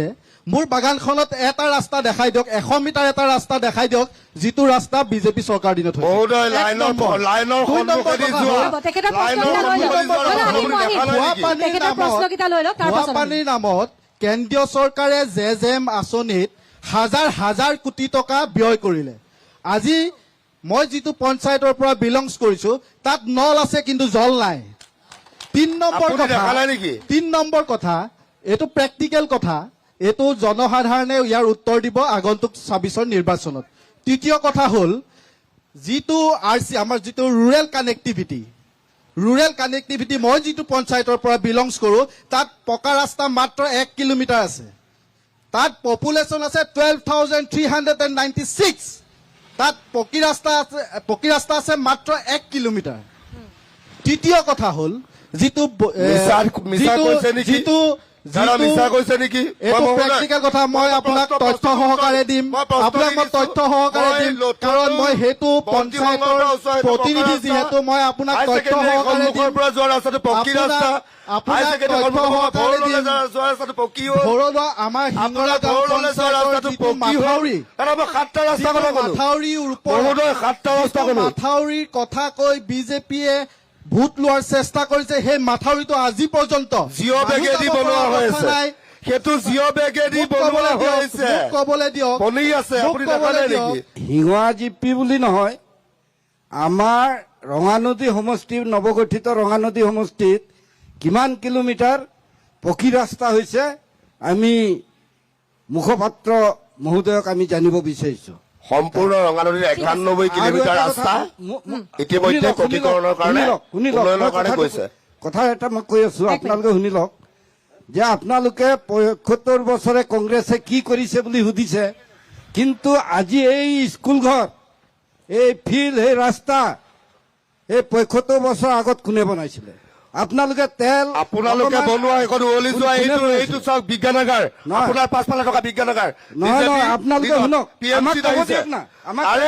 আপুনি ৰঙানদীৰ কথা যে কৈ আছে নাওবৈচাত এমএলএ আপোনালোকৰ আছিলে আমাৰ ক'বলৈ দিয়ক অদৃশ্য এমএলএ জন আপোনালোকৰ আছিলে বিজেপিৰ নাছিলে নহয় অদৃশ্য এমএলএ জন আমাৰ আপুনি দেখা পাইছে নেকি দাদা এমএলএ জন আপুনি দেখা পাইছে নেকি আৰু ৰঙানদী 3 বছৰ এমএলএ জন আপুনি দেখা পাইছিলে নেকি এমএলএ ৰিপ্ৰেজেন্টেটিভ আপুনি সভাপতিসকলক কৈ আছে ঠিক আছে নাওবৈচাৰ বিধায়কগৰাকীৰ উত্তৰটো ল'ম নাওবৈচাৰ বিধায়কগৰাকীৰ ওপৰত আচলতে অভিযোগ উত্থাপিত হৈছে যে তেখেতে সমষ্টিত নাই সমষ্টিৰ উন্নয়নৰ দিশটোত তেখেতে কাণ সাৰ কৰা নাই তাকে লৈ মত বা তেওঁলোকৰ মত পাৰ্থক্য ঘটিছে সেইখিনিক লৈ মই তেওঁলোকৰ কেনেধৰণৰ আচলতে যুক্তি আছে মই লৈ আহিম আপোনালোকৰ মাজলৈ এটা বিৰতিৰ পাছতে ৰঙানদী সমষ্টিত আছো আজি আমি উপস্থিত ৰঙানদী আৰু নাওবৈচাৰ ৰাইজৰ লগত আমি আজি উপস্থিত আছো গতিকে ৰাইজ মোৰ লগত আছে কেনেধৰণৰ জনপ্ৰতিনিধি আপোনালোকে এবাৰ বিচাৰিছে কাৰণ ৰঙানদী নতুনকৈ আপুনি উঠি ল'লে অকণ ভাল হ'ব নতুনকৈ এগৰাকী যিহেতু বিধায়ক পাব পূৰ্বৰ বিধায়কৰ ওপৰত বহুখিনি অভিযোগ আহিছে আপোনালোকে সেইখিনি কথাত কি ক'বলৈ বিচাৰে ৰাইজৰ সেই যিখিনি অভিযোগ আনিছে সেইখিনি কিমান দূৰ সঁচা ৰাইজৰ অভিযোগ আমি ক'বলৈ যাওঁতে ঢেৰ আছে প্ৰথমতে মই নতুনকৈ ডিলিমিটেশ্যনৰ পাছত নতুনকৈ ৰঙানদী অন্তৰ্ভুক্ত হোৱাত এখন চাহ বাগিচা পৰিছে জহিং চাহ বাগিচা আৰু ইয়াত মই বিজেপিৰ মুখপাত্ৰ ডাঙৰীয়াজনক মই প্ৰশ্ন সুধিব বিচাৰিছোঁ তেখেতে কৈছে যে বাগান অঞ্চলত ৰাস্তা হৈছে মই আপোনাক জনাই দিওঁ ইয়াৰ পৰা যে জহিং চাহ বাগিচাত মাত্ৰ 1 কিলোমিটাৰ পকা ৰাস্তা হৈছে আৰু দুটা কথা আপোনাক কৈ দিওঁ যিহেতু ৰঙানদী সমষ্টিত 4টা বাগান আছে আৰু 4টা বাগানত ৰঙানদী সমষ্টিত চবতকৈ সংখ্যাগৰিষ্ঠ আমাৰ চাহ জনগোষ্ঠীৰ ৰাইজ আৰু চাহ জনগোষ্ঠীৰ ৰাইজ ৰঙানদী অঞ্চলৰ পৰা সদায় চৰকাৰৰ পক্ষ মাত মাতি আহিছে কিন্তু এইবাৰ বিপৰীত পক্ষ হ'ব আপোনালোকক কৈছোঁ এই বিজেপি চৰকাৰে আমাক প্ৰতিশ্ৰুতি দিছিলে যে চাহ শ্ৰমিকৰ দৈনিক মজুৰি আমি 350 টকা কৰিম 2014 চনত তাৰপিছত কৈছিলে 100 দিনৰ ভিতৰত আমি চাহ জনগোষ্ঠীক সিহঁতীকৰণ দিম কিন্তু আজিলৈকে আমি দেখি নাপালো এই বিজেপি চৰকাৰে কৈছে জাতি মাটি ভেটি ৰক্ষা কৰিম বুলি কৈছিলে কিন্তু আজি পৰ্যন্ত আপোনালোকে চাব বাগানৰ অঞ্চলত যিখিনি অৰুণাচলৰ আগ্ৰাসন চলি আছে আজি ৰাস্তা ভাল নোহোৱাৰ কাৰণে অৰুণাচলে সদায় আগ্ৰাসন কৰি বাঢ়ি আছে দাদা আপোনালোকৰ আৰু আপুনি কৈছিলে যে চৰকাৰে 3% ৰিজাৰ্ভেশ্যন চাহ জনগোষ্ঠীৰ কাৰণে কৰিছে মই আপোনাক জনাই দিছো যে 3 হয় কৰিছে কিন্তু আপোনালোকে গম পাব 3% ৰিজাৰ্ভেশ্যনত অনাথ চাহ জনগোষ্ঠী মানুহে চাকৰি ল'বলৈ সক্ষম হৈছে ঠিক আছে আপোনাৰ কথাখিনি বুজি পালো তেখেতে আপুনি কৈছে জহিং কয়লামাৰীত মাত্ৰ 1 কিলোমিটাৰ ৰাস্তা পকীকৰণ হৈছে জহিং হয়নে জহিঙত অকল 1 কিলোমিটাৰ হৈছে আৰু অসম দৰ্শনত এতিয়া পুনৰ তাত 5টা ৰাস্তা চেংচন হৈছে আপুনি যাতে আৰু ৰ'ব কৈ ল'ব দিয়ক হয় আপুনি জহিং কয়লামাৰীত আমাৰ যোনখন পশু চিকিৎসা মহাবিদ্যালয় সেইখন তাত স্থাপন হৈছে তাৰ পৰিকাঠাম সম্পূৰ্ণকে উন্নয়ন হৈছে আপুনি জহিং কয়লামাৰীলৈ যোৱা মাথাউৰিলৈকে যোনটো ৰাস্তা আছে গোটেই মাথাউৰিটো পকীকৰণ হৈছে সেইটো হৈছেনে হৈছে দাদা আপুনি চাওক লিংকেজ বিলাক হৈছেনে আৰু পৰ্যায়ক্ৰমে সেই উন্নয়নখিনি হৈ আছে পুনৰ 5টা ৰাস্তাৰ SOPDৰ আণ্ডাৰত অসম মালাৰ আণ্ডাৰত আৰু 5টা ৰাস্তা আপোনালোকৰ নতুনকে টেণ্ডাৰ হৈছে আৰু দাদা, যোৱা আপুনি বছৰত চাওক, মাথাউৰি জিঅ' বেগেদি আপোনাৰ 300 কোটি টকা দি ডিজু চাহ বাগিচাৰ বহুতখিনি ষ্টাফ বাগানৰ যিখিনি কোৱাৰ্টাৰ সেই নেপকৰ পানীত গুচি গ'ল হয়। কিমানখিনি মানুহ খেতি বাতি হেৰাবলগীয়া হ'ল সেই তাৰ কাৰণে কিন্তু চৰকাৰখনে ব্যৱস্থা হাতত লৈছে ব্যৱস্থা আমি 10 বছৰ আগৰ পৰাই শুনি আছিলো কিন্তু আজিলৈকে ব্যৱস্থা দেখা নাই নাই মাথাউৰিটোত মই আহিম যুৱ প্ৰজন্মৰ প্ৰতিনিধি আছে আপোনালোকৰ কেনেধৰণৰ সমস্যা আছে বা আপোনালোক এবাৰ কাৰ পক্ষত এবাৰ যুৱ প্ৰজন্ম থাকিব সমস্যা কি আছে সেইটো কওক আমি সমস্যাখিনিৰ কথা শুনিবলৈকে আহিছো ৰঙানদীত আমাৰ নৱগঠিত ৰঙানদী সমষ্টিত আমাৰ প্ৰথম সমস্যা আছে শিক্ষা আৰু ৰাস্তা বিশেষকৈ এতিয়া আমাৰ বিজেপি মুখপাত্ৰজনক মই আপোনাৰ জৰিয়তে তেখেতক সুধিব বিচাৰিছো তেখেত প্ৰকৃততে কোনটো সমষ্টিৰ ভোটাৰ প্ৰথমতে মই তেখেতক সেইটো সুধিব কৈ ল'ব দিয়ক তাৰপিছত তেখেতলোকে যিটো মেডিকেলৰ কথা ক'লে আজি ঠিক 1 মাহৰ আগত আমাৰ ৰাজধানীত এখন ভাইব্ৰেণ্ট পাব্লিক স্কুল বুলি এখন স্কুল আছে তাতে মোৰ ছোৱালীও পঢ়ে তাতে এটা দ্বিতীয় শ্ৰেণীত ক্লাছ 2ত পঢ়া ষ্টুডেণ্ট তাত কিবা এটা কাৰণে মূৰ ঘূৰাই পৰিছিলে আমি ল'ৰাটো লৈ আহিছিলো এই মেডিকেললৈকে দাদা আৰু যেতিয়া আমি মেডিকেলৰ ল'ৰাটো লৈ আহিছিলো তেতিয়া ইয়াত আমি কোনো ডক্টৰ পোৱা নাছিলো কোনো মেডিচিন নাই কোনো ডক্টৰ নাই আকৌ ইয়াৰ পৰা আমি ল'ৰাটো বেলেগলৈ লৈ যাবলগীয়া হৈছে মানে স্বাস্থ্য আৰু শিক্ষাৰ কোনো ধৰণৰ উন্নয়ন হোৱা নাই বুলি ইয়াত এতিয়া চাওক আমাৰ ইয়াত তেখেতলোকে কৈছে আমাৰ ৰাস্তা উন্নতি হৈছে বুলি আমাৰ হাইৱেটো বাদ দি হাইৱেত এটা ৰিপেয়াৰিং হৈ গ'ল হাইৱেটো আজি প্ৰায় এমাহৰ আগত হাইৱেত মানুহ গাড়ী চলাব নোৱাৰা এটা পৰিৱেশৰ সৃষ্টি হৈছিলে সেইটো ৰিপেয়াৰিং হৈ গ'ল এতিয়া আপুনি গাঁৱৰ ভূঞলৈ যাওক গাঁৱৰ ভূঞৰ ভিতৰৰ অঞ্চলবিলাকৰ ৰাস্তা কি অৱস্থা হৈ আছে গাঁৱৰ ভিতৰুৱা অঞ্চলৰ উন্নয়ন হোৱা নাই ৰাস্তা একেবাৰে হোৱা নাই ঠিক আছে মই একেবাৰে আপোনাৰ ওচৰলৈ ঠিক আছে আপুনি কিবা এটা মন্তব্য কৰিব বিচাৰিছে উত্তৰটো দি লওক তাৰ পাছত আপুনি ক'ব মই মহোদয় কৈছো সিদিনাখনি তেওঁলোকৰ যোনটো এক্সিডেণ্ট হৈছিলে বাচ্ছাটোৰ মই এই বিষয়টো লগে লগে SDMক আমি কৈছিলো যে কিয় ডক্টৰ নাই আৰু এই বিষয়টো পৰিচালনা সমিতিত আলোচনা কৰিবৰ কাৰণেও ৰিকুৱেষ্ট কৰা হৈছিলে ধন্যবাদ স্বীকাৰ কৰিছে বিজেপি আমি স্বীকাৰ কৰিছিলো SDMক কৈছিলো কিন্তু এই MLA গৰাকী ৰিপ্ৰেজেণ্টেটিভ হিচাপে যোনজন ইয়াত সভাপতি হিচাপে আছে উন্নয়ন মানে মেডিকেল পৰিচালনা সমিতি তেখেতে কিন্তু তাৰ কাৰণে একো ব্যৱস্থা নাই তাৰ কাৰণে আমাৰ নিউজ হৈছে আৰু চৌকজ দিয়া হৈছিলে ইয়াত চৌকজলৈকে হৈছিলে যে আগৰ যোনজন নাইট ডিউটি থাকে নাইট ডিউটি থকাজনে ৰাতিপুৱা 9টা বজাত গুচি যায় আৰু বাকী কেইজন 9টা বজাত আহিব লাগে কিন্তু অকণমান দেৰি হোৱাৰ কাৰণে নিউজ হৈছিলে কিন্তু এই পৰিচালনা সমিতি বিজেপি সভাপতি তেওঁ কি ষ্টেপ ললে তেখেতৰ যুক্তিটো লৈ লওক কংগ্ৰেছৰ মুখপাত্ৰগৰাকীয়ে ক'বলৈ বিচাৰিছে কওক আপুনি কওক মই তেখেতক প্ৰথমতে আমাৰ তালুকদাৰ তেখেতক ধন্যবাদ জ্ঞাপন কৰিছো বুলি কৈছে তেখেতৰ ঘৰ সোণাপুৰত দলহাট সোণাপুৰ তেখেতৰ ঘৰৰ পৰা আজি তাৰিখত চৌদিশে আহিবলৈ কিন্তু ৰাস্তাটো পকা ঠিক আছে মুখপাত্ৰগৰাকীৰ পৰা উন্নয়ন হোৱা নাই বুলি কৈছে আপুনি চাওক সৰণি গাঁৱৰ ৰাস্তা ভিতৰুৱা অঞ্চলৰ নাই হোৱা বুলি কৈছে ভিতৰুৱা অঞ্চলৰ ৰাস্তা আমি প্ৰথমে ৰাস্তা পকা হোৱা নাই কওক দাদা আমি এটা অনুৰোধ জনাইছো কোৱাডঙৰ পৰা চিলনী ৰাস্তা হোৱা নাই মোক কৈ দিয়ক নামটো কওক ৰাস্তাটোৰ নাম কওক আজি ফুলবাৰী কথা ক'ব নালাগে সেই ৰাস্তাটোত আপুনি এবাৰ চাইকেল লৈ গৈ দেখাব আপুনি আমাৰ ফুলবাৰী গাঁও পঞ্চায়তৰ কিনাৰতে যিটো আমাৰ গোপালপুৰ হৈ পেলাই বাকী সন্মুখৰ ৰাস্তাটো হৈছে সন্মুখৰ ৰাস্তাটো এতিয়া হোৱা ৰাস্তা নহয় দাদা সন্মুখৰ ৰাস্তাটো আজি 15 বছৰ আগত হোৱা ৰাস্তা ভুল কৰিছে কেনেকে ভুল কৰিছো সেইটো ৰাস্তা আজি 15 বছৰ আগত হোৱা ৰাস্তা আপুনি ভুল কৰিছে 15 বছৰ আগত ভুল তথ্য নিদিব সেই ৰাস্তাটো আজি 15 বছৰ আগত হৈছে তাৰ কিনাৰ নাই হোৱা আৰু ফুলবাৰীৰ শুনক আপুনি কোৱাটোহে বাকী আছে চাগে মই এটা কথা অনুৰোধ জনাইছো তথ্যটো আপুনি ভালকে লৈ ল'ব আমাৰ যিজন মুখপাত্ৰ আছে তেখেতৰ ঘৰ ফুলবাৰীত তেখেতে আপোনাক গোটেইখিনি ক'ব মই এটা অনুৰোধ জনাইছো মুখপাত্ৰগৰাকীৰ ভাষ্যটো লৈ লওঁ মই এটা তেখেতক প্ৰশ্ন কৰিব বিচাৰিছো তালুকদাৰ চাহাব আপুনি কওক কোৱাডঙৰ পৰা চিলনী বাৰী আজি তাৰিখত মটৰচাইকেল চলাই যাব পাৰে নে নোৱাৰে কওক আজি কোৱাডঙৰ পৰা চিলনী বাই বজালে মটৰচাইকেল চলাই যাব পাৰে নে নোৱাৰে দাদা অকল নহয় ফটা ঢোল কোবালে নহ'ব চাব লাগিব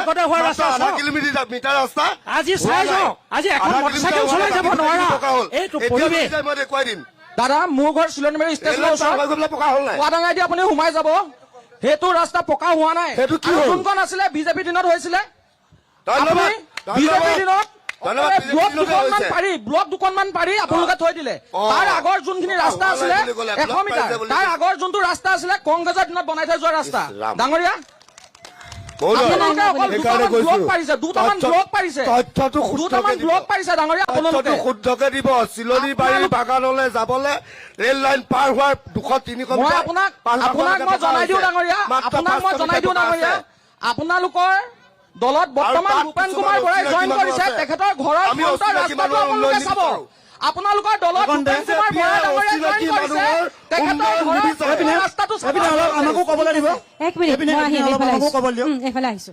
যোনটো আপোনাৰ ঘৰৰ আপুনি যোনটো নামঘৰত আপুনি সেৱা জনায় আপোনাৰ নামঘৰৰ ফ্ৰণ্টৰ ৰাস্তাটোৰ যিটো আপুনি উন্নতি হৈছে বুলি কৈছে সেই ৰাস্তাটো আৰু কেইদিনমানৰ পিছত বাৰিষা হ'লে সেই ৰাস্তাটোত আমি খেতি কৰিব পাৰিম মাছ তাত জীয়াব পাৰিম যিকেইটা ৰাস্তাৰ যিটো গাঁত হৈ আছে মই সদায় ৰাতিপুৱা 1 মিনিট মই কৈ ল'ব লাগিব বন্তি সংঘৰ নামঘৰৰ ফ্ৰণ্টৰ যোনটো ৰাস্তা কথা আপুনি ক'লে যে সম্পূৰ্ণ পকা হ'ল বুলি সেই ৰাস্তাটোৰ কথা কৈছো সেই ৰাস্তাটোৰ মই ৰাতিপুৱা 6টা বজাত প্ৰত্যেক দিনে 6টা বজাৰ পৰা উন্নয়ন কৰিবৰ কাৰণে মহাশয় মোক কথাটো ক'বলৈ দিয়ক তাৰপৰা আপুনি ক'ব মোক কথাখিনি ক'বলৈ দিয়ক সেই ৰাস্তাটো দি মই সদায় যাওঁ আপোনাৰ চিলনীবাৰী ৰেল আলি পাৰ হৈ আপুনি সেই ৰাস্তাটো দি চাগে আপুনি যোৱা নাই আৰু আপোনাৰ নামঘৰৰ ফ্ৰণ্টৰ ৰাস্তাটো কি হৈ আছে আপুনি চাগে নামঘৰলৈ নাযায় কাৰণে আপুনি দেখা নাই সেইকাৰণে আপুনি ক'লে যে সেই ৰাস্তাটো সম্পূৰ্ণ পকা হ'ল আঁচনি কথা কৈ আছে আঁচনি দি আছে আঁচনি নামত কিমান ধাৰ হৈ আছে সেইটো কওক আৰু আজি এটা উদাহৰণ দি আছো আৰু এটা উদাহৰণ দিছো ইন্ধন গেছৰ আজি 60 টকা মূল্য বৃদ্ধি হ'ল ক'ৰ পৰা মূল্য বৃদ্ধি হৈছে সেইটো বিষয়টো আপুনি জনাওক ঠিক আছে আমি সাধাৰণ ভোটাৰ আমি যিহেতু কোনো দল বা কোনো পক্ষত নাই কিন্তু আমি কিছুমান বিমূৰত পৰিছোঁ যে আমাৰ যিসকল দলীয় মুৰব্বী নেতা আমি যাক ভাবি থাকোঁ তেওঁলোকৰ সঘনাই দল বদলীকৰণ এইটো কাৰণে আমাৰ বিপদত নীতি আদৰ্শ নাইকিয়া হৈছে 2 নম্বৰতে মই অবিভক্ত নাওবৈচা সমষ্টিৰ মানুহ কিন্তু আমাৰ বিধায়কজন যিজন ভৰত নৰ তেখেত মানে প্ৰথম অৱস্থাত আমি ঠিকেই দেখিছিলোঁ তেখেত ওলাই আহিছিলে কিন্তু যেতিয়া ডিলেমিনেশ্যন হ'ল তেতিয়া আমাৰ এই সমষ্টিটো নাওবৈচা সমষ্টিটো SC ৰিজাৰ্ভেশ্যন হৈ গ'ল তেতিয়া তেওঁ ভাবিলে যে মইতো আৰু ইলেকশ্যন খেলিব নোৱাৰোঁ গতিকে মই অন্তৰ্ধান হোৱাই ভাল হ'ব তেওঁ সুবিধাৰ কাৰণেহে তেওঁ নাইকিয়া হৈ পৰিলে গতিকে বিমূৰত পেলাই থৈ গ'ল আমাক বিশেষকৈ কংগ্ৰেছৰ কৰ্মকৰ্তাসকলকো মই বিমূৰত পেলাইছে বুলি মই ভাবিছোঁ সেইধৰণে উন্নয়নৰ ক্ষেত্ৰত আমি কাক ক'ম এতিয়া আমাক ক'বলৈ কোনো বাট নাইকিয়া হৈছে মোৰ ঘৰৰ ওচৰ একদম ফ্ৰণ্টৰ যিটো ৰাস্তা বাৰিষা হ'লে মই 1 আঁঠু পানীৰ ওপৰত আহিব লাগে যিহেতু মই পঞ্চায়তৰ প্ৰতিনিধি মই কংগ্ৰেছৰ কাউন্সিলাৰকো কৈছোঁ যে আমাৰ ৰাস্তাটো বনাই দিয়া আকৌ মই বিজেপিৰ আমাৰ সভানেত্ৰী পঞ্চায়তৰ তেখেতকো অনুৰোধ কৰিছোঁ যে আমাৰ ৰাস্তাটো বনাই দিয়া কিন্তু কোনেও বনোৱা নাই সেইটোৱে আমাৰ চিন্তা সেইখিনিৰ উত্তৰটো মই বিজেপিৰ মুখপাত্ৰগৰাকীৰ পৰা ল'ম আৰু কংগ্ৰেছৰ মুখপাত্ৰগৰাকীৰ পৰাও ল'ম এটা মোৰ আকৌ বিৰতিৰ সময় হৈছে যিহেতু এটা বিৰতি লৈ লৈছো বিৰতিৰ পাছতে অনুষ্ঠানৰ পৰৱৰ্তী অংশলৈ উভতি আহিম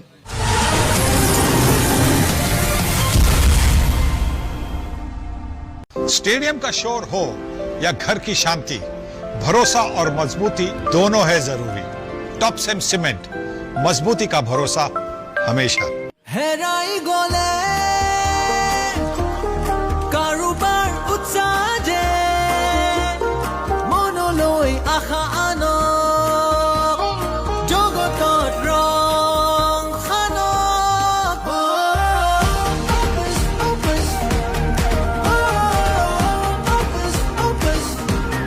जगतर रंग खानो Birla Opus Paints পঢ়া শুনা শেষ কৰাৰ পৰা মই মাথো এটা চাকৰি বিচাৰি আছিলোঁ মুখ্যমন্ত্ৰীৰ আত্মনিৰ্ভৰ অসম অভিযানৰ বাবে এতিয়া মই নিজৰ ব্যৱসায় চলাই আছোঁ আৰু মানুহক জীৱিকা দিবলৈ চেষ্টা কৰিছোঁ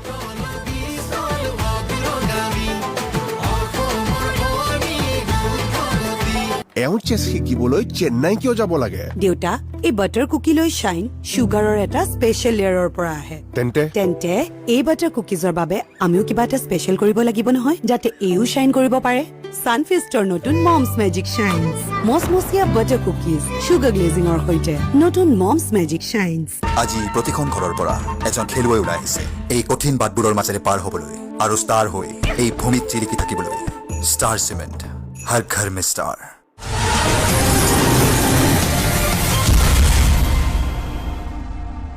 পুনৰ উভতি আহিছো আজিৰ আমাৰ অনুষ্ঠান সমূহ সমৰৰ মাজলৈ।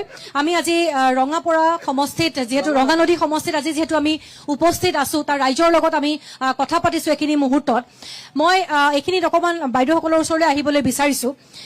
গাঁৱৰ ভিতৰৰ বহু অঞ্চলৰ বাট পথৰ উন্নয়ন হোৱা নাই, এই এটা যুক্তি তেওঁলোকে দাঙি ধৰিবলৈ বিচাৰিছে। আপোনালোকে কৈছে যে উন্নয়ন সেইখিনি হৈছে, তাত আপোনালোকে কিবা ক'বলৈ বিচাৰিব নেকি? স্বাস্থ্য শিক্ষা খণ্ডৰ কথা ওলাইছে, বাট পথৰ কথা বেয়া বুলি কৈছে। আচলতে মই 24 ঘণ্টাৰ ভিতৰত 8 ঘণ্টা মানে কি জানি স্কুটিখন লৈ আমাৰ ভিতৰুৱা অঞ্চলৰ উন্নয়ন হোৱা নাই বুলি কৈছে। ৰঙা নদীৰ আমাৰ ব্লকৰ আণ্ডাৰত থকা এইফালে আপটো বগলীজান, পহুমৰা, ডিজু, ৰামপুৰ, ফুলবাৰীৰ পৰা ধৰি লৈ সকলো নাওবৈচা জিপি গোটেইখিনি ময়ে ঘূৰি ফুৰো নিজে।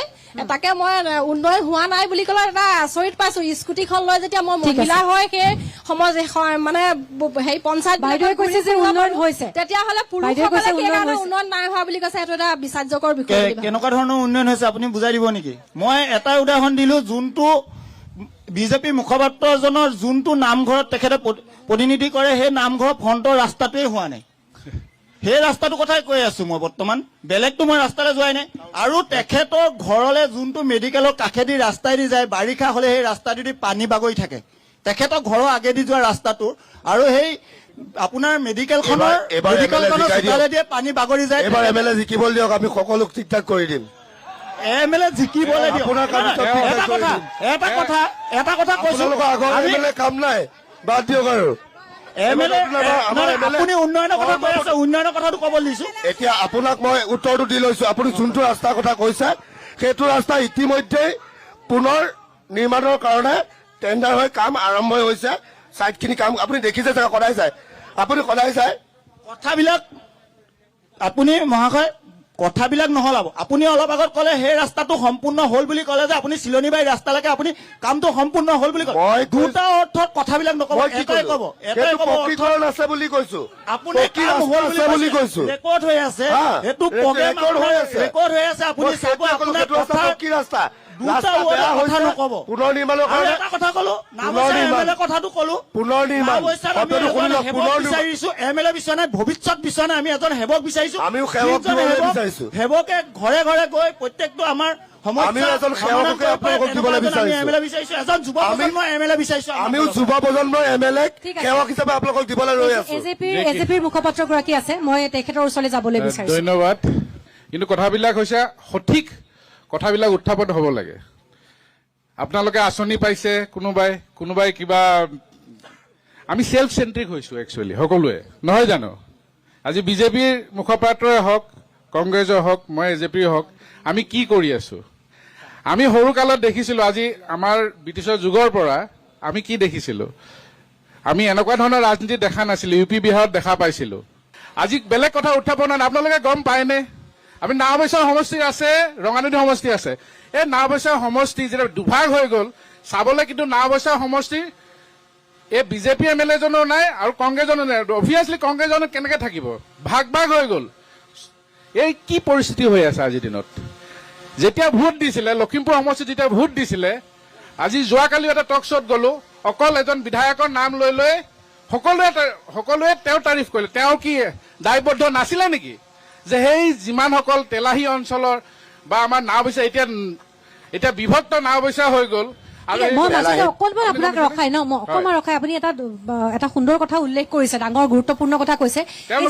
দল বাগৰাৰ কথা যিটো আপুনি উল্লেখ কৰিছে বা নিজৰ ৰাজনৈতিক সা সুবিধাৰ বাবে যিটো কৰিছে, কিন্তু সেইখিনি কথাত প্ৰত্যেকটো দলকেই সাঙুৰিব লাগিব। তাৰ মাজতে মই এই প্ৰসংগটো চুই যাবলৈ বিচাৰিছো। আমি যিহেতু ৰঙা নদীত আছো, ৰঙা নদীত আজি মিত্ৰ জোঁটৰে AGPৰ যিগৰাকী প্ৰাৰ্থী, তেখেতে আজি প্ৰাৰ্থিত্ব যিহেতু নাপায়, এটা স্পষ্ট হৈ পৰিছে গতিকে তেখেতে নাপাই পেলাই তেখেতে আন এটা দললৈ নিশ্চয় যাব ৰঙানদী সমষ্টিটো এতিয়া আজি অসমৰ সৰ্বসাধাৰণ ৰাইজে চব পাহৰি গৈছে এইবিলাক ৰাজনেতাসকলৰ গ্ৰিমিক ভূপেন বৰা ডাঙৰীয়া এই কথাখিনি বিপদত পেলাব নে নেপেলায় Obviously, নাই ভূপেন বৰা বিজেপিলৈ অহাটো কাৰণে তেওঁ বেয়া হৈ গ'ল কিন্তু জয়ন্তখন কংগ্ৰেছলৈ যোৱাৰ কাৰণে তেওঁ আইনষ্টাইন গ'ল আপুনি গম পায় নি গ'ল বুলি আপুনি আগতে খবৰ পায় দেখোন আমিতো গহা না আমি এইবিলাক কথা কোৱা নাই ভুল তথ্য নিদিব তেওঁ মই 9 তাৰিখে জইন কৰিব বুলি নিউজে বাতৰি প্ৰকাশ কৰিছে আপুনি কিমান আগতীয়াকে গম পায় 9 তাৰিখে জইন কৰিব বুলি নিউজে প্ৰকাশ কৰিছে আমি কৰা নাই যোগদান হৈছে বুলি 9 তাৰিখে কংগ্ৰেছত জইন কৰিব বুলি ডাঙৰীয়াৰ এই কথাটো অধিকাৰ নাই যিহেতু এতিয়ালৈকে আপুনি নিউজে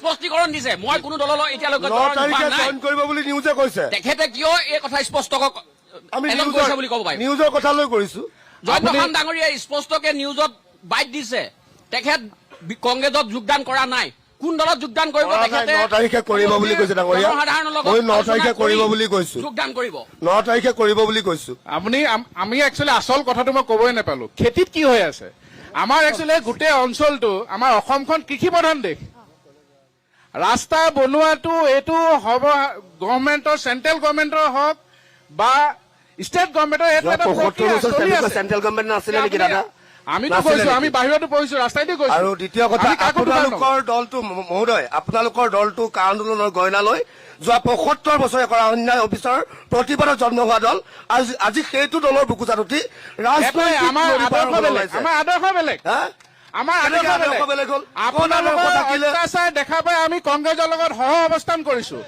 আমাৰ উপায় নাই উপায় নাই ঠিক আছে মানে গাড়ী লাগে অকল গাড়ী লোৱাৰ আঘাত কৰিছে সকলোৰে ওচৰলৈ যাব লাগিব আজি গাড়ী লোৱাৰ আঘাত কৰিছে আপোনালোকে জুবিনৰ নাম লৈ বৈতৰণি পাৰৱৰ্তী প্ৰচেষ্টা চলাইছে অসমৰ জনগণে দেখি আছে অসমৰ জনগণে দেখি আছে কংগ্ৰেছৰ বুকুচাত উঠি আপোনালোকে আমাৰ দল বাগৰ দেখিছে চুৰি মৰা চিষ্টেমটো দেখিছিলে আপোনালোকে একেলগে থাকি অখিল গগৈক আজি চুৰি মাৰি মানুহটোক আজি কালি চাগে ভিতৰুৱা কথা নকওঁ আপোনালোকে আমি জানো ভিতৰুৱা কথা আপুনি কি কৰে এই কথাখিনি যদি উত্থাপন কৰো এটা ডাঙৰ বম ব্লাষ্ট গাদী লোভৰ আশাত আপোনালোকে নকৰিব মহোদয় কোনে কাৰ আন্দোলনৰ গইনালৈ দল গঠন কৰিলে আপুনি ৰঙানদীৰ সমস্যাৰ কথা বেছি সময় নাই অকণমান ৰখাইছো হয় আপুনি কওক কথা হ'ল কি ইতিমধ্যে আমাৰ বিষয় চলি আছে যে এইবাৰ ৰাইজে কাৰ পক্ষত ভোট দিব বিষয়বস্তু সেইটোৱে চলি আছিলে বৰ্তমান তো মোৰ কথা হ'ল কি মই জনসাধাৰণৰ ফালৰ পৰা মই এটাই কথা ক'ব বিচাৰো যে এইবাৰ মই সুৰক্ষিত আৰু বিকশিত অসমৰ কাৰণে মই ভাৰতীয় জনতা পাৰ্টিৰ পক্ষত ভোটটো দিম 1 নম্বৰ কথা হ'ল কি ধন্যবাদ মহোদয় আমি দেখি আহিছো বিগত দিনবিলাকত অসমত এটা অস্থিৰ অৱস্থা আছিলে অসম সদায় ধোঁৱা বাৰুদ গুলী বাৰুদ কোনো মানুহ বাহিৰলৈ যাব নোৱাৰিছিলে কৰবালৈ গলেও ঘৰৰ মানুহৰ চিন্তা হৈছিলে কিন্তু সেই অস্থিৰ পৰিৱেশটো বৰ্তমান চৰকাৰে সুস্থিৰ অৱস্থালৈ আনিছে মোক ক'বলৈ দিয়ক বৰ্তমান সুস্থিৰ অৱস্থালৈ এইখন চৰকাৰে আনিছে গতিকে মই বিষয়বস্তুৰ ওপৰত কথা কৈছো মই বিষয়বস্তুৰ ওপৰত সেই পৰিৱেশটো অসমলৈ ঘূৰাই আনিলে কংগ্ৰেছৰ তৰুণ গগৈ চৰকাৰৰ দিনত সেইটো অসমলৈ সেই তেনেকুৱা সুস্থিৰ পৰিৱেশ ঘূৰি আহিলে আপুনি সেইটো একেবাৰে ভুল কথা আপুনি উত্থাপন তেনেকুৱা ভুল কথা উত্থাপন নকৰিব মই দ্বিতীয়তে অসমলৈ অহা দুৰ্নীতি নিৰ্মূল কৰিছে জনসাধাৰণৰ বিৰুদ্ধে মত পাতিলে ছাত্ৰ ছাত্ৰীসকলে মেধাৱী লগাই জেল হাজতলৈ প্ৰেৰণ কৰে গতিকে মই সেই পৰিৱেশ আজি অসমত সৃষ্টি হৈ আছে মহোদয় আপুনি সেইটো স্বীকাৰ কৰক অসমৰ বেয়া পৰিৱেশৰ পৰিস্থিতিৰ কথা যদি আৰু এটা গুৰুত্বপূৰ্ণ ভূমিকা লৈছে এইখন চৰকাৰে ৰাইজৰ আগত এৰিবলৈ বিচাৰে তেখেতক পুলিচ মিলিটাৰী লগাই চলি আছে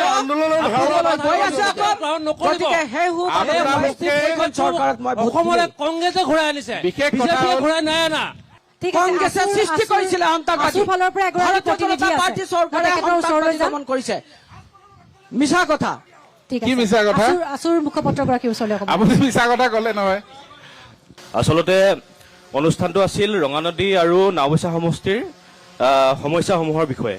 আৰু আমি শেষত গৈ এতিয়া এনেকুৱা এটা পৰ্যায় পাইছোগৈ আচলতে কোনে কি ধৰণৰ কাম কৰিলে, কোনে কি ধৰণৰ কাম কৰা নাই। আমি নৱপ্ৰজন্মৰ প্ৰতিনিধি হিচাপে আমি আপোনালোকক ক'ব বিচাৰোঁ, প্ৰকৃতাৰ্থত শাসক পক্ষই হওক বা বিৰোধী পক্ষই হওক, দুয়োটা পক্ষই বুকুত হাত থৈ অনুমান কৰাটো ভাল আচলতে নাওবৈচা আৰু ৰঙানদীৰ উন্নয়ন হৈছে নে নাই হোৱা। আমাৰ এই ৰঙানদী সমষ্টিটোত, বৃহত্তৰ ৰঙানদী সমষ্টিটো এতিয়া নৱগঠিত, এই সমষ্টিটোত আমি এই যে মেডিকেলৰ কথা কৈ আছো, কোনোবাই কৈছে চিলাইৰ কথা, কোনোবাই কৈছে চিলাই পাইছো। ঠিক আছে, আপোনালোকে কোনোবাই এজনে চিলাই পাইছে, কোনোবাই এজনে চিলাই পোৱা নাই, কিন্তু আমি এই কথা ক'ব বিচাৰিছো যে এই নাওবৈচা অঞ্চলটোত এই যে যি মেডিকেলখন আছে, এই মেডিকেলখন আৰু আটক ধুনীয়া হওক, জিলিকি উঠক, আৰু আমি কেনেধৰণৰ কাম কৰিব পৰা যায় সেই বিষয়ে আমি আলোচনা কৰিব লাগে এই নাওবৈচা আৰু ৰঙানদীবাসী ৰাইজে। আমাৰ আমি আৰু এটা বিশেষ কথা ক'ব বিচাৰিছো, শিক্ষাৰ বিষয়ে কৈ আছে। আমাৰ এই নাওবৈচা ৰঙানদী সমষ্টিটোত এই বৃহত্তৰ অঞ্চলটোত ছাত্ৰ ছাত্ৰীসকলে অধ্যয়ন কৰিবলৈ আমাৰ এই নাওবৈচা মহাবিদ্যালয়খনত বিজ্ঞান শাখা আৰু যি আমাৰ বাণিজ্য শাখা, সেই যিসমূহ শাখা আছে সেই শাখাসমূহ আমি সংযোজন কৰিবলৈ ব্যৱস্থা কৰিব লাগে। তেনেধৰণৰ গঠনমূলক কথাসমূহ আজি এই অনুষ্ঠানটোৰ আলোচনা হোৱাটো আমি বিচাৰিছিলো। ঠিক আছে, মই আৰু বেছি সময় যিহেতু নাই, মই অকণমান আপোনাৰ ওচৰলৈ আহিবলৈ বিচাৰিম। বেছি সময় নোলোৱাকে দুটা যি থাকি গৈছে সেই দুটা কথাহে আপোনাৰ পৰা জানিবলৈ বিচাৰিম। হয়, মই অথনিৰ পৰা আমাৰ শাসকীয় আৰু বিৰোধী পক্ষৰ কথাখিনি শুনি আহিছিলো, আৰু ইয়াত দুয়োটা পক্ষক দোষাৰোপ কৰাত লাগি আছে। তো কৰবাত নহয় কৰবাত আজি যদি চাওঁ, কি বিজেপি কি কংগ্ৰেছ চব একেই যেন অনুভৱ হৈছে। আমি কংগ্ৰেছ চৰকাৰক আমি ওফৰাই বিজেপিক আনিছিলো বহুখিনি সমস্যা সমাধান হ'ব বুলি, আৰু সেই সমস্যাই হ'ল। আৰু যদি আমি আমাৰ এই পূৰ্বৰ নাওবৈচাৰ বিষয়লৈ যদি আমি আলোচনা কৰিবলৈ যাওঁ, তো কৰবাত নহয় কৰবাত আমাৰ নাওবৈচা সমষ্টিৰ MLA জন আকৌ কংগ্ৰেছ। আমি লখিমপুৰীয়া হিচাপে আমি বিজেপিও আমাৰ মুৰব্বী আৰু কংগ্ৰেছো আমাৰ মুৰব্বী। কিন্তু দেই আমাৰ বিজেপি মুখপাত্ৰলৈ আমাৰ এটি অনুৰোধ, আপোনালোকে যি ৰাজনীতিৰ কথা কৈ আছে, সমাগত 2026 চনৰ নিৰ্বাচন, এই ধন সৰ্বস্ব ক্ষমতা সৰ্বস্ব হিতাধিকাৰী চৰকাৰখনে যি ঘৃণাৰ ৰাজনীতি আমাৰ মাজত বিয়পাইছে, যি মুছলমানৰ ভোট নালাগে বুলি কৈ ৰাজ্যৰ সভাত AIUDFৰ সাম্প্ৰদায়িক দলৰ বিধায়কৰ স্বাক্ষৰ লৈ ৰাজ্যসভালৈ সাংসদ পঠাবলগীয়া হৈছে। যিখন চৰকাৰে নিচামুক্ত অসম কৰিম বুলি অসমৰ গাঁৱে ভূঞে মদৰ দোকান খুলিছে, সেইখন চৰকাৰৰ মানুহে যদি নিচামুক্ত অসমৰ কথা মানি ল'ম। ইমান পৰ নীৰৱে থাকিলো, কিন্তু এষাৰ কবলৈ মন গৈছে। আচলতে এখন চৰকাৰ আমি কেলে পাতো, আমাৰ উন্নয়ন কৰিবলৈ পাতো। সেইখন চৰকাৰ যিয়ে নহওক তেওঁ এইটো কৰ্তব্য। আজি মই কৰিলো, আমুক কৰিলো, এইবোৰ আচলতে ক'ব নালাগে। আমি তেওঁক আমাৰ প্ৰতিনিধি পাতিছো, আমাৰ অঞ্চল উন্নতি কৰিবই লাগিব। আজি এজন শিক্ষক, ৰিটায়াৰ্ড শিক্ষকে কৈছে মোৰ ঘৰৰ ৰাস্তাটো বেয়া, সেইজনে কৈছে নহয়। কাৰ কথা বিশ্বাস কৰিব আপুনি কওকচোন এতিয়া? আৰু কোনোবাজনে কৈছে মোৰ ঘৰৰ পদূলি ৰাস্তাটো বেয়া, আমাৰ এই গগৈ তোমাক হেৰিয়ে কৈছিলে। এতিয়া তেখেতৰ নিজে ঘৰৰ পদূলি ৰাস্তাটো বেয়া বুলি কোৱাৰ পিছত তেওঁ ভাল বুলি কয়। আপুনি আজি এখন পতাৰ অৰ্থ কি লাভ আছে কওকচোন আপুনি? মই গতিকে এটা কথাই মই কওঁ, আমাক এনে এজন জনপ্ৰতিনিধি লাগে। মই কিন্তু এজন ৰিটায়াৰ্ড শিক্ষক দেই, মই কোনো দলত এতিয়ালৈকে যিজন জনপ্ৰতিনিধি সৎ, ধনৰ বলত মানুহ নিকিনে, এনেকুৱা এজন ব্যক্তি লাগে। সৎ, কোনো যাক যি দিয়ে তেনে মানে নিজ ইচ্ছামতে ভাল আৰু কম সৎ হ'ব লাগে। ধনৰ বলত মানুহ যুৱকসকলক নষ্ট কৰিব নালাগে, ডাষ্ট মদ খুৱাই তেখেতসকলক বেয়া কামত লিপ্ত কৰিব নালাগে বুলি মই শিক্ষক হিচাপে ভাবো। আৰু দ্বিতীয়তে মই আৰু এটা কওঁ, উন্নতি নাই হোৱা বুলি নকব। কংগ্ৰেছৰ দিনতো কি নাই হোৱা, ৰাস্তা ঘাটবোৰ তেওঁলোকে বনাইছে, বেয়া হ'বই। আপুনি বনাই থোৱা ঘৰটো কি বছৰ বছৰ থাকিব নেকি? সেইটো ৰিপেয়াৰ কৰিবই লাগিব। এতিয়া নকৰিব, আমাৰ মাজত কাজিয়া হয়, আপোনালোকৰ ভাই ককাই এইবোৰ কাজিয়া সৃষ্টি নকৰিব। আৰু মহিলাসকলে কৈছে, মই পাইছো কাৰণে তেওঁ দলটো ভাল পায়, কিন্তু ব্যক্তিগত এজনেহে পাইছে।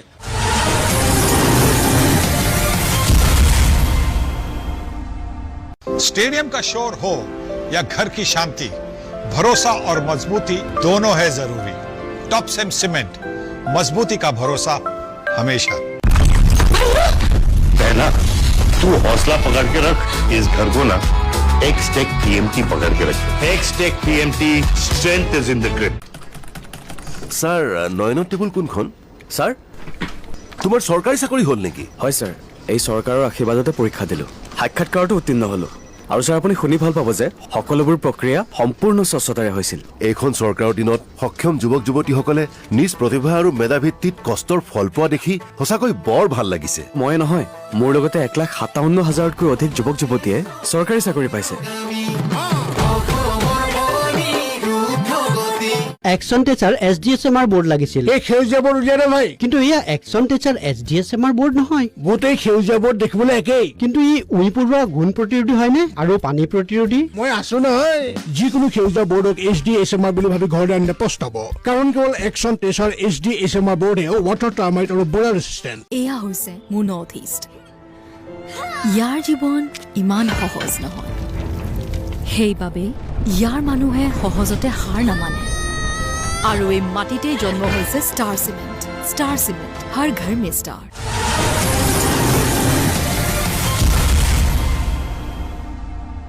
আমি জাতীয়তাবাদী যুৱ ছাত্ৰ পৰিষদৰ পৰা আমি ৰঙানদী নৱগঠিত সমষ্টিটোৰ কাৰণে আমি বিজেপি আছে ইয়াত কংগ্ৰেছ আছে জাতীয় দল সংগঠন আৰু ৰঙানদী নাওবৈচাৰ ৰাইজ আছে আমি যুৱ ছাত্ৰ পৰিষদৰ পৰা শাসক পক্ষ আৰু বিৰোধী পক্ষক আমি জনাব বিচাৰিছোঁ ৰঙানদী যিহেতু এটা নৱগঠিত সমষ্টি আমি যিহেতু উঠি অহা নৱ প্ৰজন্ম লগতে আমি আহি আছে 2026 আমাৰ যুৱ ছাত্ৰ পৰিষদৰ পৰা এটা দাবী আছে ৰঙানদী সমষ্টিত লগতে নাওবৈচা সমষ্টিত কেতিয়া উন্নতমানৰ এখন বিশ্ববিদ্যালয় হ'ব 2 নাওবৈচা আৰু ৰঙানদী সমষ্টিত কেতিয়া এখন সুন্দৰ সবাংগ সুন্দৰ মেডিকেল কলেজ হ'ব আৰু ৰঙানদী এটা হ'ল সমষ্টি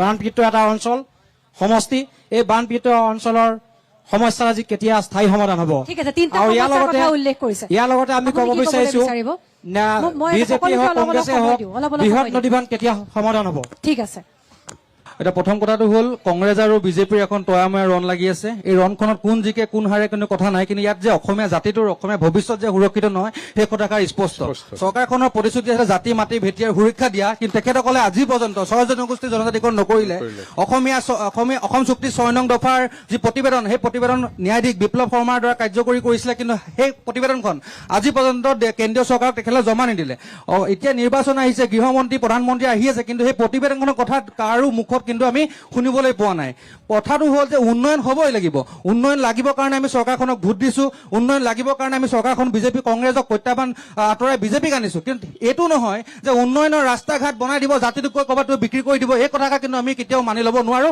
সেই কথাষাৰ খুব স্পষ্ট প্ৰথম কথা হ'ল এতিয়া তেখেতসকলে শুনিব এই তেখেতসকলে এডভান্টেজ আছাম পাতিলে এডভান্টেজ আছাম পাতি বিজেপি চৰকাৰখনে আমাক প্ৰশ্ন উত্তৰ দিয়ক এডভান্টেজ আছাম পাতি কেইটা তেখেতে উদ্যোগ আনিলে আৰু সেই উদ্যোগবিলাকক কিমান প্ৰতিষ্ঠা দিয়া হ'ল যেতিয়া আমি এই উত্তৰটো দিওঁ তেখেতসকলে ছেমিকণ্ডাক্টৰৰ কথা কয় কিন্তু তেখেতসকলক মই এইটো কথাও কৈ দিওঁ যে এই কথাটো লগতে মই কৈ দিওঁ কেন্দ্ৰীয় চৰকাৰৰ ক্ষুদ্ৰ মজলীয়া মন্ত্ৰালয় বিভাগৰ পৰা 2,10,982টা ক্ষুদ্ৰ উদ্যোগ বন্ধ কৰি গ'ল সেই কথা কিন্তু তেওঁলোকে বিজেপি চৰকাৰে কেতিয়াও নকয় আৰু এটা কথা আছে আৰু কৃষকৰ কথা কৈ আছে তেখেতসকলে কৃষকৰ কথা ক'ব দিয়ক কৃষকৰ কথা কৈ আছে প্ৰধানমন্ত্ৰী 2টা অভিলাষী আঁচনি আছিলে হাৰ খেত কো পানী আৰু কৃষি ফসল যোজনা এই 2টা আঁচনি আছিলে 2টা আঁচনি 450 কোটি টকা কেন্দ্ৰ চৰকাৰৰ পৰা ৰাজ্য চৰকাৰলৈ দিছিলে আৰু 1647টা পাম্পছেট আৰু সৌৰ চালিকা বিদ্যুৎ চালিকা নিৰ্মাণ কৰিব দিছিলে কিন্তু দুৰ্ভাগ্যজনক কথা 90% কাম নহলে অশোক সিংহাল এণ্ড কোম্পানীয়ে তেখেত দহনমুখ আত্মঘাত কৰিলে ঠিক আছে সেইখিনি উত্তৰ মই বিজেপিৰ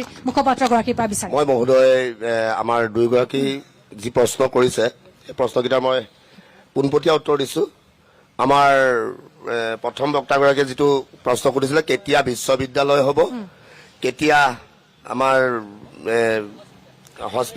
হস্পিটেল বনালে নহ'ব তাত উপযুক্ত মানদণ্ডৰ ডক্টৰো থাকিব লাগিব আৰু এই MRI মেচিন কেইটা যোনকেইটা লখিমপুৰত পৰি আছে সেইকেইটা চলোৱা ভাল টেকনিচিয়ানো লাগিব। আজিকালিতো ৰাতি 11টা বজাতো MRI হৈ আছে, দাদা আপুনি যোৱা নাই নেকি? মই যাওঁ, সেইকাৰণে মই কিমান পেচেণ্ট ৰেফাৰ কৰি নিজে MRI কথাটো ক'লে ৰাতি 11টা 12টা বজাতো MRI হৈ আছে। মই আপোনাক আপুনি মোৰ বেকগ্ৰাউণ্ডটো চেক কৰিব। আপোনাকো উত্তৰ দি আছো। আপুনি 11টা বজাত গ'লো MRI পাব। মোৰ বেকগ্ৰাউণ্ডটো চেক কৰিব। আপোনালোকৰ এটা কথা ক'লো, কংগ্ৰেছৰ অপশাসন ইয়াত যোনজন MLA আছিল তেওঁক ওপৰাই বিজেপিৰ এজন সুদক্ষ নহ'লে বা লাগে এজন নিৰচাৰ্জন নাই। এবাৰ হেৰিয়ক জিতাওক, দেখিব নিৰচাৰ্জন নাই। প্ৰস্তাৱকেইটা আপুনি অকল খালি বিল্ডিং বনাইছে। বিল্ডিং কি কাৰণে বনাইছে? এই যি কমিশ্যন ৰাজ চলি আছে, যে চিণ্ডিকেট ৰাজ চলি আছে, বিগত 30 বছৰ শুনিবলৈ শিকক। সেই আগতে কংগ্ৰেছ গেলালে, এতিয়া কৈ বিজেপি কেইবাটাও উত্তৰ দিবলৈ আছে। বিশ্ববিদ্যালয়ৰ কথা ওলাইছে, এটা জনজাতিকৰণৰ প্ৰসংগ ওলাইছে। এতিয়া আপোনাক মই কওঁ, আপোনাৰ প্ৰশ্নৰ উত্তৰটো প্ৰথম দি লৈছো। আপুনি যে কৈছিলে যে এজন MLA কে তোষামোদ কৰি চবেই কালি ক'লে, কালি এটা নিউজ চেনেলত তেওঁ একো কিন্তু কাম সেইকেইটাত নকৰিলে। মহোদয়, আমাৰ দলংখন দেখিছে গুণাগুটি ব্ৰিজ কেতিয়া এখন কেতিয়া উত্থাপন হৈছিলে? কেতিয়া এইজন বিধায়কে কৰিছিলে নেকি? দক্ষ বিধায়ক বুলি কয়, জহিঙৰ কাম কিয় কৰিব নোৱাৰিলে? জহিং ৰ'ব, আপুনি শুনক, আপুনি ক'ব এতিয়া নকাৰী ব্ৰিজ হৈছে, এইখন মানুহ হ'ব আপোনালোকে এইফালে ইমান ঢাক ঢোল বজাই হাজাৰ হাজাৰ মানুহ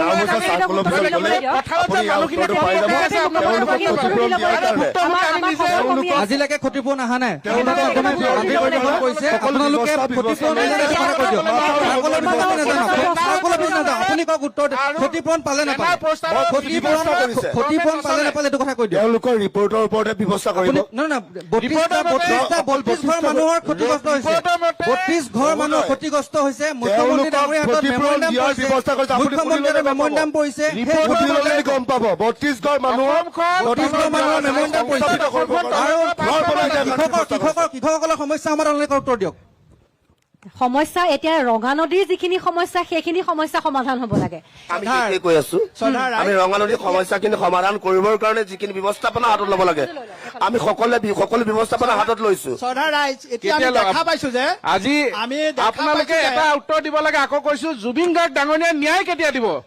যিবিলাক ভেকু ভাওনা SIT গঠন হ'ল ফ্ৰম ডে ওৱান। স্পেচিয়েল জুন দিনাখনিৰ পৰা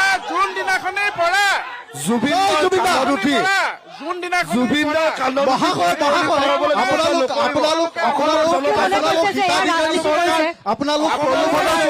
বুলি কৈছে।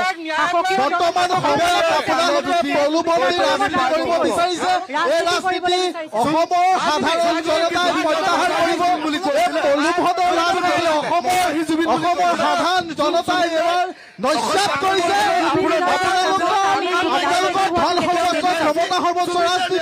আমাৰ অসমৰ সাধাৰণ জনতাই এইবাৰ নস্যাৎ কৰিছে। আমি লক্ষ্য কৰি আছো যে আপোনালোকৰ প্ৰত্যেকৰ ৰাজনৈতিক দলৰ মানুহসকলে, যিসকল নেতা আছে এতিয়া, তেওঁলোকে নিজৰ নিজৰ পক্ষত কথাখিনি কৈ আছে। কিন্তু আমি সাধাৰণ জনতা কৈ আছো, আমাৰ বিবেক বিবেচনা আছে, আমি অশিক্ষিত নহয়। আমি লক্ষ্য কৰি আছো, আমি সূক্ষ্ম দৃষ্টিয়ে সকলো লক্ষ্য কৰিছো। এইবাৰ আশা কৰিছো সকলো ৰাইজে বিবেক ভোট দিব।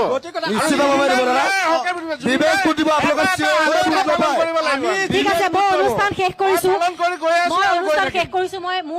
মোৰ পেনেলত থকা মই আটাইকেইজনকে এটাই কম যে ৰাইজ এবাৰ কাৰ পক্ষত থাকিব, ৰাইজ এবাৰ কাৰ পক্ষত থাকিব, এটা শব্দ, ৰাইজ এবাৰ কাৰ পক্ষত থাকিব, কিয় থাকিব? বিজেপিৰ এটা শব্দত, ৰাইজ এবাৰ কাৰ পক্ষত থাকিব? ৰাইজ এবাৰ কংগ্ৰেছৰ লগত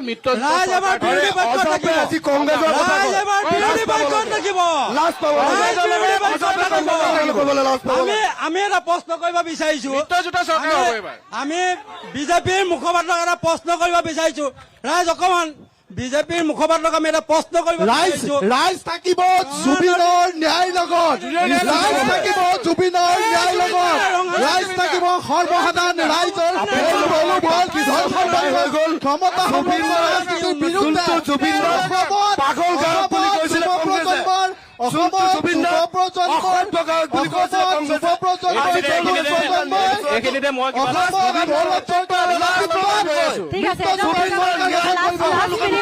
আৰু সময় দিব নোৱাৰিম। ভগৱানক লৈ ৰাজনীতি কৰা ভাগ্যজনক। ভগৱানক লৈ জুবিনদাৰ ন্যায়ৰ কথা ক'লে বিজেপিয়ে কৈ পেলাই জুবিন গাৰ্গৰ কথা লৈ পেলাই পাৰ হৈছে বিজেপিয়ে এইটো ইচ্ছাকৃতভাৱে বিজেপি চৰকাৰে ইচ্ছাকৃতভাৱে জুবিনদাৰ ন্যায়টো আজিলৈকে পলম কৰি ৰাখিছে জুবিনদাৰ ন্যায়টো দিবলৈ বিচৰা নাই ইচ্ছাকৃতভাৱে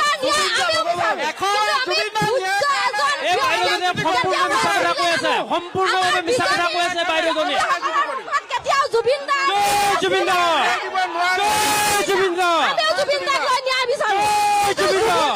ৰাজনীতিলৈ নানো কাৰণ এই বাইদেউজনীয়ে সম্পূৰ্ণ মিছা কথা কৈ আছে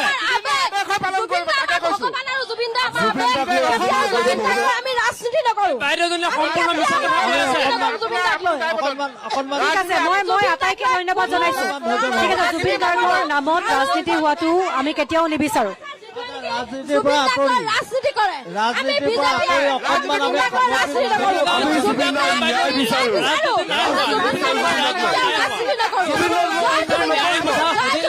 বিজেপি চৰকাৰে কংগ্ৰেছৰ ৰাজনীতি কৰিছে বুলি ক'বলৈ গৈ আছে জোনমণি ৰাভাৰ ন্যায় কি হ'ল জোনমণি ৰাভাৰ SIT ক'ত গ'ল আজি 6 মাহ ধৰি জুবিন গাৰ্গৰ SIT মিছা কথা প্ৰলোভন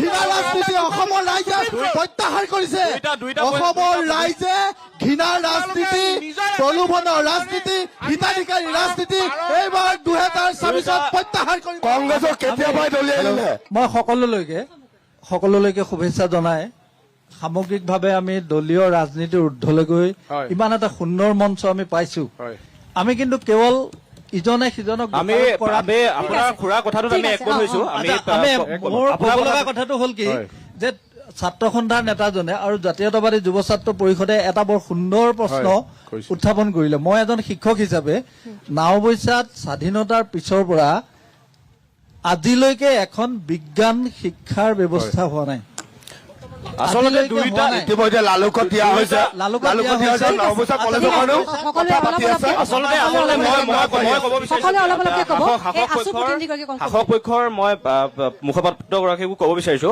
আচলতে আমি লালুকত হৈছে আন ক'ৰবাত হৈছে আমি সেয়া উন্নয়ন বিচৰা নাই আমি আমাৰ এই অঞ্চলটোত আমি যিখিনি সমস্যাত আমি ভুগিছো আচলতে আজি কংগ্ৰেছৰে হওক বিজেপিৰে হওক যোন লংকালৈ গৈছে তেওঁ ৰাৱণ হৈছে আমি সেই কথাটো এই নাওবৈচা সমষ্টিটোত আমি সৰুৰে পৰা দেখি আহিছো চৰণীয়া পথাৰৰ দৰে সকলোৱে ব্যৱহাৰ কৰি ক'ৰবাৰ পৰা ওপৰৰ পৰা এজন আহি ইয়াত নিৰ্বাচন খেলে তাৰ পাছত কোনোবা লণ্ডনলৈ যায় কোনোবা বিদেশলৈ যায় তেওঁলোকে গৈ হিট তাপ নিয়ন্ত্ৰিত কোঠাত বহি তেওঁলোকে নিজৰ স্বাৰ্থ লাভ কৰি আছে কিন্তু আমি ক'ব বিচাৰিছো আজি এইবাৰ এই নৱগঠিত যি ৰঙানদী সমষ্টি আছে এই সমষ্টিটোৰ ৰাইজক লৈ এনেদৰে হেতালি খেলিবলৈ দিয়া কিন্তু কোনো কাৰণতে নহ'ব আমি সকলোৱে প্ৰতিটো সময়ত আমি দৃষ্টি ৰাখিম আমি ছাত্ৰ সন্থাৰ কৰ্মীসকলে দৃষ্টি ৰাখিম যিদৰে আমাৰ এই জনসাধাৰণক ব্যৱহাৰ কৰি আহিছে তেনেদৰে কিন্তু কোনো ৰাজনৈতিক নেতাক আমি ব্যৱহাৰ কৰিবলৈ নিদিম আমি চৰকাৰখনক কোনো ৰাজনৈতিক কি বিজেপি কি কংগ্ৰেছ আমি কোনো নেতাকে কিন্তু এই নাওবৈচা ৰঙানদী সমষ্টিটোক আমি চৰণীয়া পথাৰ কৰিবলৈ যুৱ ছাত্ৰ পৰিষদ আৰু ছাত্ৰ সন্থাৰ প্ৰতিনিধি দুইগৰাকীলৈ ধন্যবাদ জনাইছো তেখেতলোকে খুব ধুনীয়া কথা কেইটামান ক'লে নিশ্চিতভাৱে আমি বিজেপিও তেওঁলোকৰ লগত তেওঁলোকৰ এই বিষয়সমূহ যাতে সমাধান কৰিব পাৰো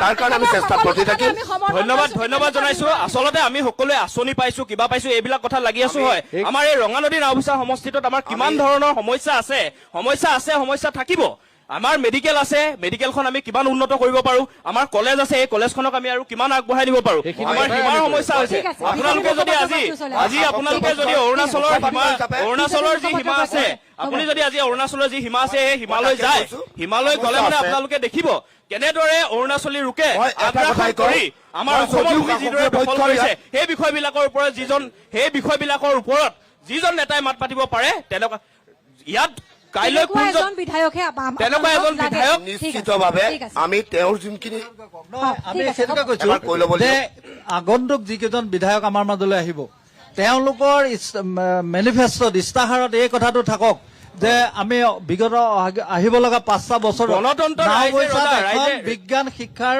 প্ৰতিষ্ঠান আমি নিৰ্মাণ কৰিম চৰকাৰীভাৱে আজিৰ তাৰিখত 1.5 শতাধিকতকৈ অধিক ছাত্ৰ ছাত্ৰী নাওবৈচা ৰঙানদীৰ পৰা বাহিৰত গৈ পঢ়ি আছে বিজ্ঞান শিক্ষা ইয়াত এই ব্যৱস্থাটো খেলুৱৈসকলৰ কাৰণে ষ্টেডিয়াম লাগে ষ্টেডিয়াম নাই ইয়াত আমি নিশ্চিতভাৱে এই ষ্টেডিয়াম এটা নাই ভাল যোনকেইটা এখন ফিল্ড ভাল ফিল্ড এখন নাই অতিকৈ লাজ লগা বিষয় ভাল এখন ফিল্ড নাই ভাল এটা ষ্টেডিয়াম নাই তেখেতৰ আনচাৰটো দিব লাগিব। ইনডোৰ ষ্টেডিয়াম নাই এইখন চৰকাৰৰ উন্নয়ন অকল হিতাধিকাৰী আঁচনি প্ৰলোভন আৰু ঘৃণাৰ ৰাজনীতি এই চৰকাৰখনৰ মেনুফেষ্টো এই চৰকাৰখনৰ ইস্তাহাৰ ঘৃণাৰ ৰাজনীতি প্ৰলোভনৰ ৰাজনীতি ধৰ্ম মেৰুকৰণৰ ৰাজনীতি আৰু বৰ্তমান সময়ত হিমন্ত বিশ্ব শৰ্মা ডাঙৰীয়াই আশীৰ্বাদ যাত্ৰা কৰিছে এই আশীৰ্বাদ যাত্ৰাই যিমানেই অসমৰ সিমূৰলৈ আগবাঢ়িছে সিমানেই ৰন্ধন গেছৰ দাম বাঢ়িছে সিমানেই পেট্ৰল সামগ্ৰীৰ দাম বাঢ়িছে মূল্য বৃদ্ধি আকাশলৈ উঠিছে যিমানেই মুখ্যমন্ত্ৰী আশীৰ্বাদ যাত্ৰা আগবাঢ়িছে সিমানেই মূল্য বৃদ্ধিৰ গ্ৰাফডাল ওপৰলৈ গৈছে এয়াই হ'ল অসমৰ উন্নয়নমুখী চৰকাৰৰ ৰাজনীতি এই ঘৃণা এই ধৰ্ম মেৰুকৰণৰ ৰাজনীতি অসমৰ ৰাইজে এবাৰ প্ৰত্যাহাৰ কৰিব অসমৰ গৌৰৱ গগৈ নেতৃত্বজোঁটে অসমৰ নৱপ্ৰজন্মই আপোনালোকে গান্ধী পৰিয়ালৰ তৈলবৰ্ধন বাদ দি ৰাইজৰ লগত আহিব লাগিব আমি দুয়োটা দলৰে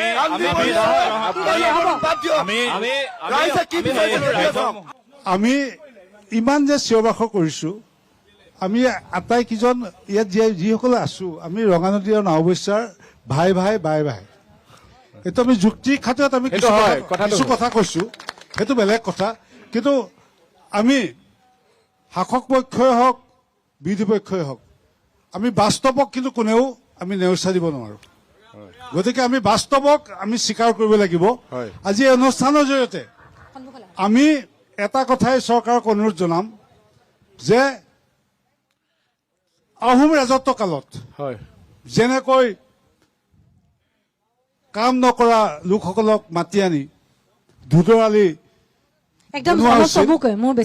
বনোৱা হৈছিল গতিকে আমি চৰকাৰক এটাই অনুৰোধ জনাইছো যে উদ্যমিতা দিছে মহিলাসকলে কুটিৰ শিল্পত জড়িত হওক আমাৰ এইটো চৰকাৰলৈ অনুৰোধ কিন্তু আমি যদি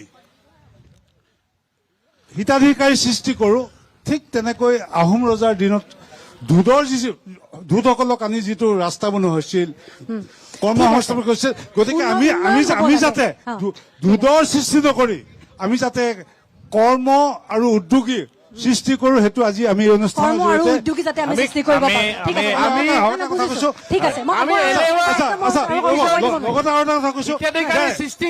আমি কোন দলৰ আমাৰ সৰু কথা আমি কোন দলৰ সৰু কথা আমাৰ অনুৰোধ এটাই যে ৰঙানদীৰ পৰা দিগজঙৰ ভিতৰত জন্ম হোৱা এজন ব্যক্তিক আমাৰ এই নাওবৈচাৰ পৰা ৰঙানদীৰ পৰা আমি এজন প্ৰতিনিধি হোৱাটো আমি বিচাৰিছে ঠিক আছে খুব সুন্দৰ কথা কৈছে বাইদেৱে শেষত কিবা ক'বলৈ বিচাৰিছে নমস্কাৰ NKTV সকলো সদস্যকে মানে আমাৰ অসমখনেই সোণৰ অসম আমাৰ সোৱণশিৰি ইয়াতে সোণ উৎপাদন হয় আমি যাতে ইয়াত ৰাজনীতিৰ জৰিয়তে আমি মতভেদ আনিব নালাগে আৰু আমি যিখিনি এতিয়া দাদাজনে কৈ গ'ল যে আমাৰ উন্নয়নৰ কথা স্কুল উন্নয়নৰ কথা আমি ৰাজনীতি খেলাতকৈ আমি আমাৰ নাওবৈচা সমষ্টিটো আৰু ৰঙানদী সমষ্টিটোৰ উন্নয়নৰ কথা ভাবিব লাগে ঠিক আছে ধন্যবাদ জনাইছো মই সকলোকে ধন্যবাদ জনাইছো আৰু কাকো সময় দিব নোৱাৰিম মই অকমান শেষত ছাত্ৰ সন্থাৰ ফালৰ পৰা এটা অনুৰোধ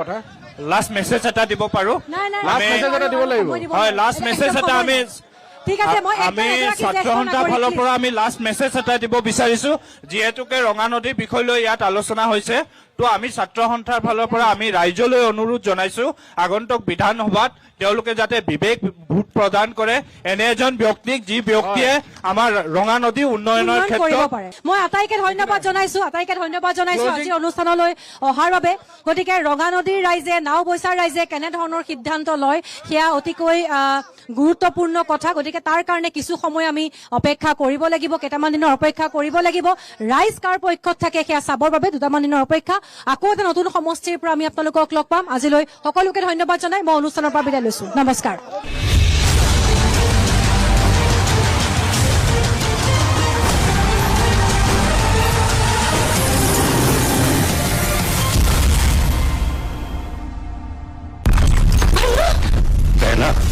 तू हौसला पकड़ के रख इस घर को ना एक्सटेक टीएमटी पकड़ के रखे XTEC TMT strength is in the grip ঘৰ বনোৱাও ইনিংছ গঢ়াৰ দৰে একেই আপুনি সকলো ধুমুহাৰ সন্মুখীন হ'ব লাগিব সেয়ে মই ভৰসা কৰোঁ টপ চেম চিমেণ্টক টপ চেম চিমেণ্ট মজবুতি কা ভৰোসা হমেশা আগতে মোৰ নিজৰ টকা বুলিবলৈ একো নাছিল সদায় স্বামী বা পৰিয়ালৰ ডাঙৰ সকলৰ ওচৰত হাত পাতিব লগা হৈছিল অৰুণোদয়ৰ জৰিয়তে এতিয়া মোৰ সৰু সৰু প্ৰয়োজনবোৰ নিজেই পূৰণ কৰিব পাৰোঁ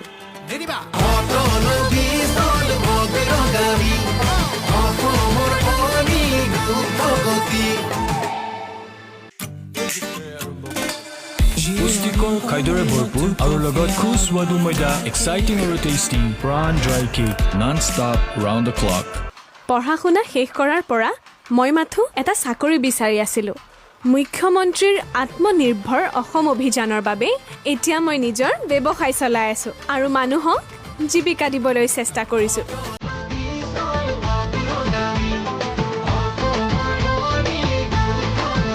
Admission going on for the season 2026-27 in Shri Ram Group of Institution, Shri Ram Academy Pathshala, Sai RNS Academy, Kahlipara, Guwahati, Shri Ram Royal Public School, Borpeta Road, Kedarnath Niketan, Bongaon, Potali, Shri Ram Academy, Jotia, Guwahati for classes nursery to 9 and 11 Science, Arts and Commerce. Integrated classes, NEET and JEE at Shri Ram Academy Pathshala at affordable cost with experience faculty. A group of CBSE affiliated senior secondary school, CBSE, MWAC, USA.